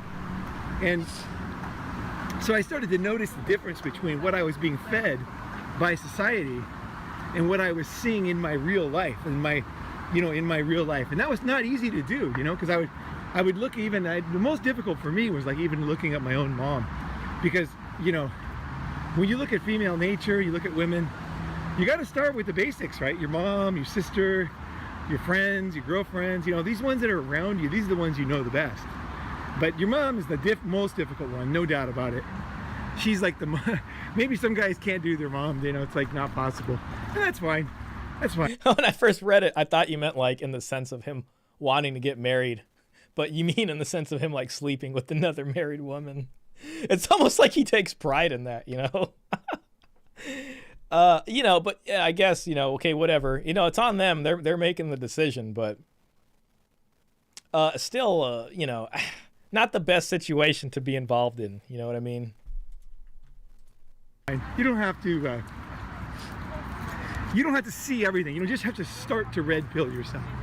You know, you don't have to accept the most hardest things in life. Just as long as you just start to red pill yourself, you're way better shape than any other guy. You know, you're really in a good position, because a little bit of information goes a long way. A little bit of reality, a little bit of truth, man, it goes a long way, man. Because most guys just don't have any truth, right? There's no reality at all in their life. So I started to see this, and I started to see it in my girlfriends, and then as I moved forward, as I got more and more red pilled, I would start to talk to my friends. So I think at this point, my main thing was my friends. We would get together all the time and talk red pill stuff, all the time. Like, that's all we did. Like, whenever we had free time, we'd get together, we'd start talking. What did she do? What happened? Hey, this girl at work, she did this, she told me this, then this happened. And so, like, there was a lot of discussion with my friends. I think the only way you can really be red pilled is if you have good friends who are being red pilled. You can't do it on your own. You need friends. You really need friends. That's a pretty interesting perspective. That's an interesting thing to think about, because I think a lot of people that interact with it now are just on their computer, especially nowadays. We read about some of those changes in the space. But having a good group of friends, I think, is just, that's a blessing in general. Today with the internet, you can have YouTube and you can have friends online. And that helps a lot. That helps a lot because you want to surround yourself. You want to surround yourself with good people who understand what's going on. And sometimes the internet is the best way to do that because you can choose among millions of people, right? People who really know what's going on, right? What's shaking, right? And so I would just sit there and we'd talk, and we were trying to figure it out, right? We were trying to figure life out. So I mean, of course, we were sometimes overreacting, and one guy was not very cool, ended up fucking everybody over. But still, that time where all that brainstorming happened was some of the most valuable time in my life because love triangles are the #1 reason people get people get X'd out of the game outside of living a life of crime. Yeah, I mean, it's just, I know Coach talks about this too. It's just a stupid idea, man. Like, it's, I guess, like, I don't know if people are going through a divorce or something. I mean, even then, but it's like if there is an unsuspecting person at home and they find out something like that, like, it's like giving them the red pill all at once, in the worst way possible, and they get an overdose of it, and they just mentally break and snap. And when that happens to a guy, can end up in a real bad situation for you. You know what I mean? It's just, man, human nature is kind of crazy to think about when you really think about it. You know what I mean? Like, she probably knows that too, but there's just this little feeling in her that, like, she has to chase this out. It's like a full moon out there and she needs it. You know what I mean? So it's like they're going to end up wanting to do this or that or whatever. But yeah, I mean, I think people are nuts to do that. They really are. It really is just not smart at all, The resurgence says, I agree with that. I had a few IRL RP'd men around when I went through my divorce. It's very different in person, way more helpful to see people know, confirming what you're seeing. Yeah, I think, whether you call it RP or not, I think even just like if you're a younger guy and you're having trouble with dating, just being around like a good group of guys, that helped me out. Like I got a good group of guys in my life that I could ask questions to or kind of share kind of what my situation is with somebody, or, I'm going on a date later or something, or this or that. And it's nice. It's like having, SEAL Team 6 with you. Some of these people are like very experienced. They can give you some real good advice. And it really does help. So that's a huge blessing, if you got that help. I definitely needed that. Love triangles are the #1 people. Yeah, get deleted. Definitely. We'll listen to a little bit more of this. It was getting kind of interesting. I was able to talk non-politically correct with other men and to tell true stories about what was going on. And we all were fucking a lot of girls. So me and these 3 guys, like, we were all like super hardcore doing pickup, PUA, and just... It's not that I don't talk about that with my buddies, but it's like, there is this kind of thing, like, where, like, if it feels like bragging, you don't want to say anything, or, like, I don't know if bragging's the right word. It's like, if you sleep with, it's almost like talking about sleeping with someone behind their back is almost like, it's like talking shit about somebody. I don't know how to explain it. Sorry for cussing. It's just, it just seems wrong. Like it should just be unsaid, you know? Boning chicks like crazy. So we got like the most, it was a mix of, but he's funny. Back then there was no MGTOW, there wasn't even any PUA yet. It was just a bunch of guys, you know, trying to figure out life on our own. You know, we were way before any of the pickup companies, RSD and all these guys, who are awesome, by the way. But, you know, we were just like... Man, my YouTube studio's frozen. I'm going to try to reload it. Hopefully it doesn't, like, cut the stream. But if it does, then, you know, hopefully that doesn't happen. But I do want to reload it because I can't see some things on We were, like, on our own. We were like a little island of guys. Wish me luck, guys. I don't even know how I met these guys. I can't even remember.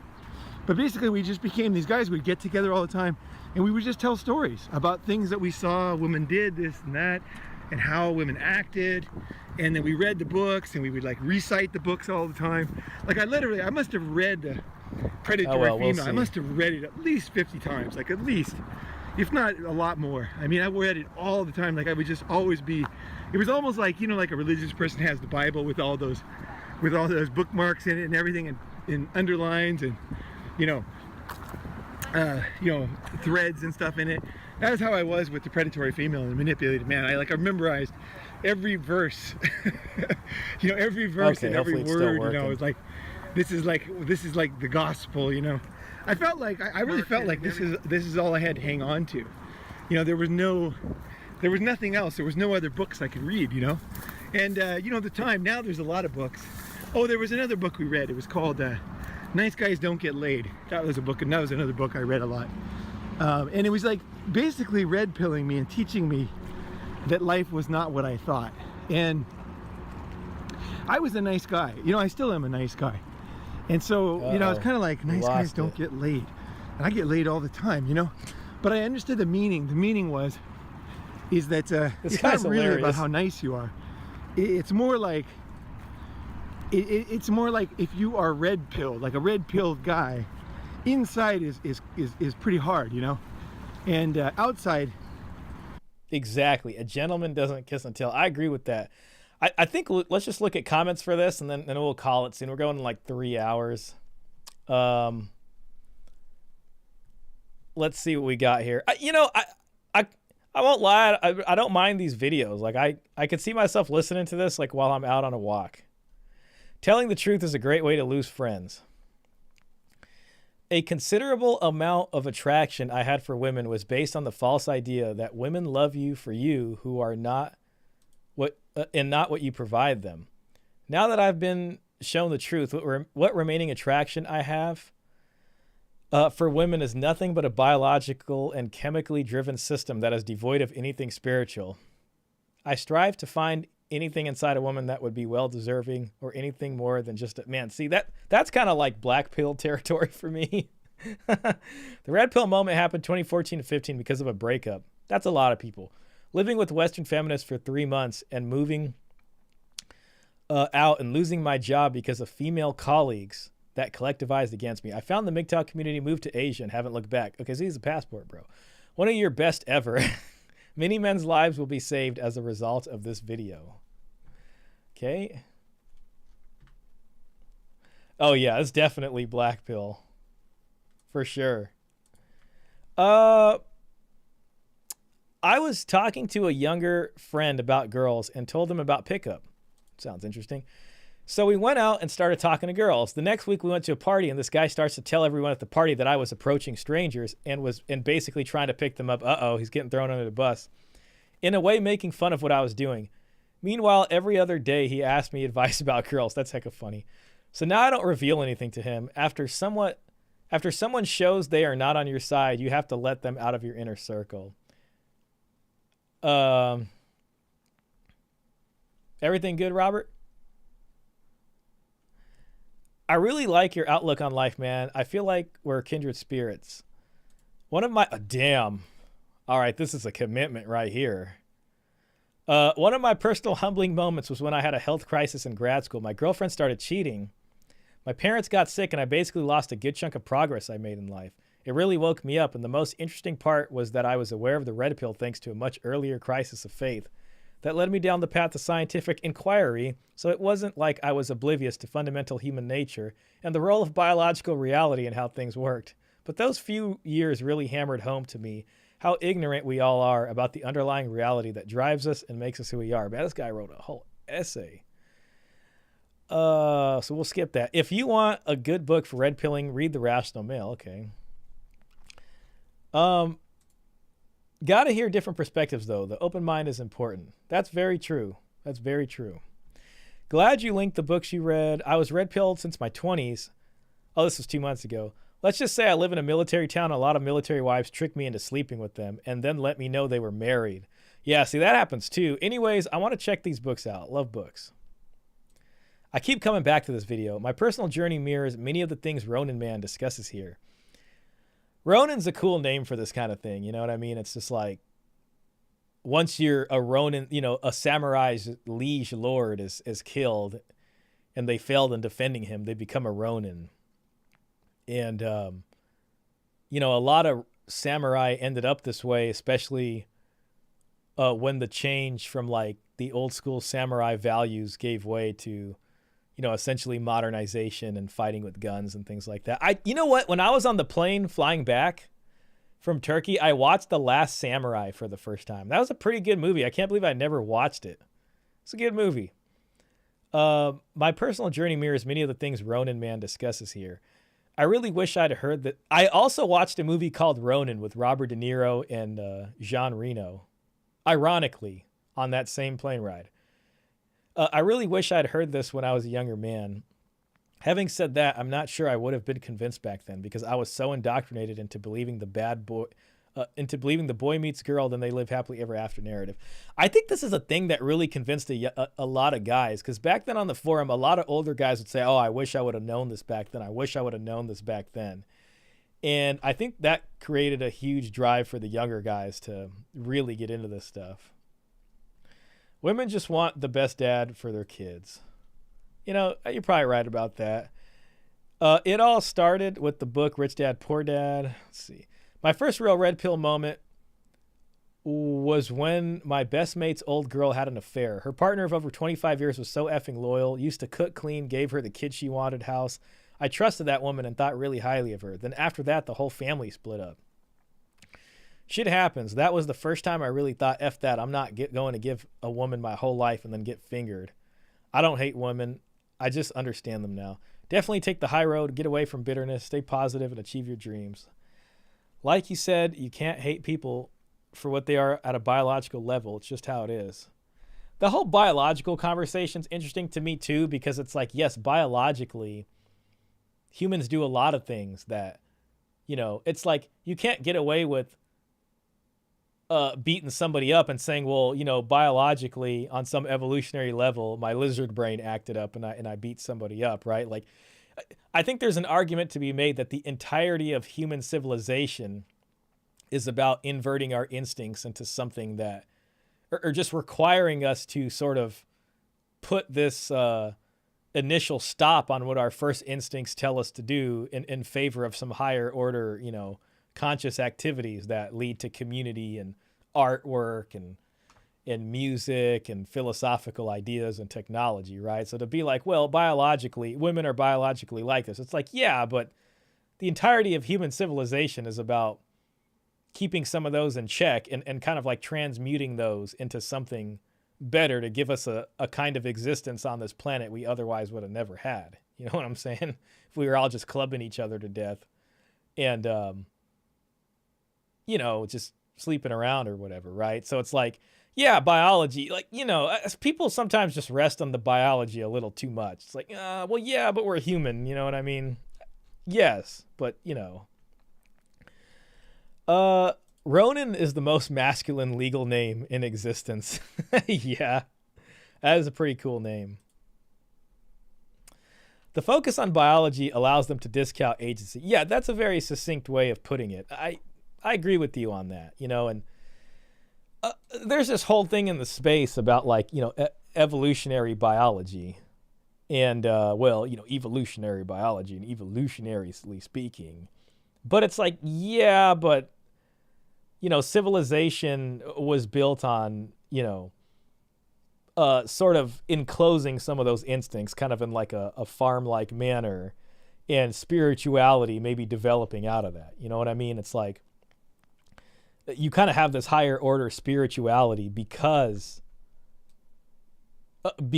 you know, we kind of become this farm animal. It's almost like humans are farmed, right? And it's like, if we're going to live here on this farm and not be nomadic like our instincts probably tell us to do, to go from place to place, we're going to live here in a civilization. These instincts need to be, you know, expressed in a certain way, and spirituality helps with the kind of inversion of that. You know what I mean? So that's the deal you take. So, you know, you could say evolutionary biology this and evolutionary biology that, but I don't know if that's the get out of jail free card. You know what I mean? Guys, I appreciate you guys for putting up with what, you know, whatever this was tonight. I really wish we could have went through the whole freaking Jubilee video. I should have known, man. There was one other video that did that to me, and I couldn't remember if it was the cut or if it was Jubilee or what it was. I really wish it wouldn't have did that. I think that conversation would have been a great stream reaction, but you know, here we are, and it just wasn't going to work. It was gonna kill the stream every time. But this video was pretty cool, and I think we had some fun. So next week I'll try to find something a little bit more reliable, and hopefully maybe even get some other videos out. I do have an Istanbul vlog video that I haven't finished editing, so I really should finish editing. You know what I mean? And get that posted for you guys. Nothing too special, but you know, you'll see some B-roll of like the metro and some historic places there.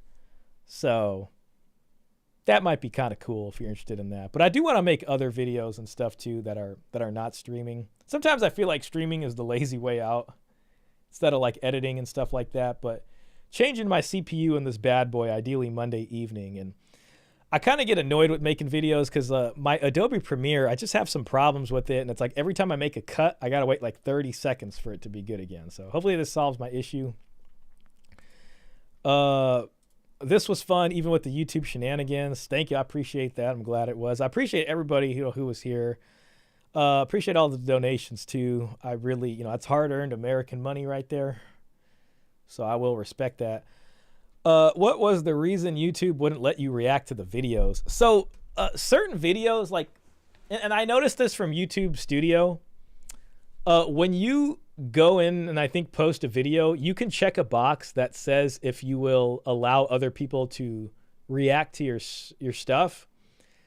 And if you, I think Jubilee for sure unchecks it or something because they're pretty guarded about their content. So if you're reacting to it live, the YouTube will pick that up because they know that video doesn't have permissions to be reacted to. And it kind of sucks because like you don't really know that as a creator until once you get to this point, you know what I mean? But most people are pretty cool about it. They're okay with their stuff getting reacted to. So it doesn't happen that often, but Jubilee very specifically is not about that. So, you know, learned that the hard way tonight. This was perfect. Thanks, Robert, man. I appreciate that, honestly. They're trying to make it miserable for so many people now. The internet will be like it is in China in the future. Man, you know, my buddy went to China, and China's like going to the future. It's crazy with all like the facial recognition technology and all that stuff. And I don't know, some of that stuff is probably coming here. I wonder what like it'll be like here in like 20 years, you know. Everybody will be in like electric cars and your face will just be recognized everywhere. Everything doesn't need to be a reaction. That's true. That's true. Abba and Preach equally guarded about their content. Yeah, I don't even know if that was because Abba and Preach or if it's just because they had segments of the same video. And they were probably okay because they only took a few segments of it. But I already got the warning. So I think the YouTube Studio was already on to me. You know what I'm saying? So I think when I started reacting to theirs and it started playing another segment of the same video, it alerted it again. So I think Abba and Preach are probably pretty cool about it, but it was just the same segments from that video. So that's unfortunately the crappy thing there. But yeah, I mean, you know, next time the Korea thing was interesting. Man, I know there was a lot of like child support stories that were out there. I should make some standalone videos to that. I also read some other dowry papers. I might make a second dowry like standalone video. I mean, I'm sitting here putting out promises. I don't want to make promises I can't keep. But and beyond that, as it gets colder, I might, if you're interested in gaming, like specifically, I might do some just some Twitch streams of gaming. It's just very hard for me to sit down and play a video game. Like I used to be able to do that, but then after like 20 minutes, like I will embark on a video game and be like, it's time. And then like 30 minutes, I'm like, what the hell am I doing? And then I'm like, damn, am I really going to play this for another 2 hours? But I am trying to get back into it. You know what I'm saying? So maybe we'll get some Twitch streams going on. People reacting to your channel's content is an easy way to grow your channel. I don't know why certain creators are so uptight. Yeah, I feel the same way too. I mean, I would welcome that. You know, it works for me. I know Jubilee is a pretty big channel. Thank you, Shah, so much for your work. Thanks for being here, Elena. I appreciate, you know, everybody hanging out. You make me want to watch Anna Karenina again. I'm going to pull up some Moss film before I fall asleep and see what else I could find on there. We really enjoyed it. Thank you so much. More dowry. The dowry, yeah, there's going to be more dowry. I'm really looking forward to my discussion with Paul when we finally get around to that. I'm a little overwhelmed right now. I won't lie. I mean, I have all this stuff in my head. You know what I mean? There's another conversation I might have with someone else, which I can't say right now unless it really happens. But that might be more child support specific. And child support's this really big topic. Like, it's one thing that I work there, but it's another thing to have everything in line about the entire history of it, like from a federal level. You know what I mean? And be able to kind of on command discuss that. I can do it, but I want it to be good if I do it. So it's like, I have this one discussion with Paul. It'll be about dowry. And it's like, I have to have this entire edifice of dowry in my mind that I'm just waiting to, like, you know, vomit out in this podcast, for lack of a better word.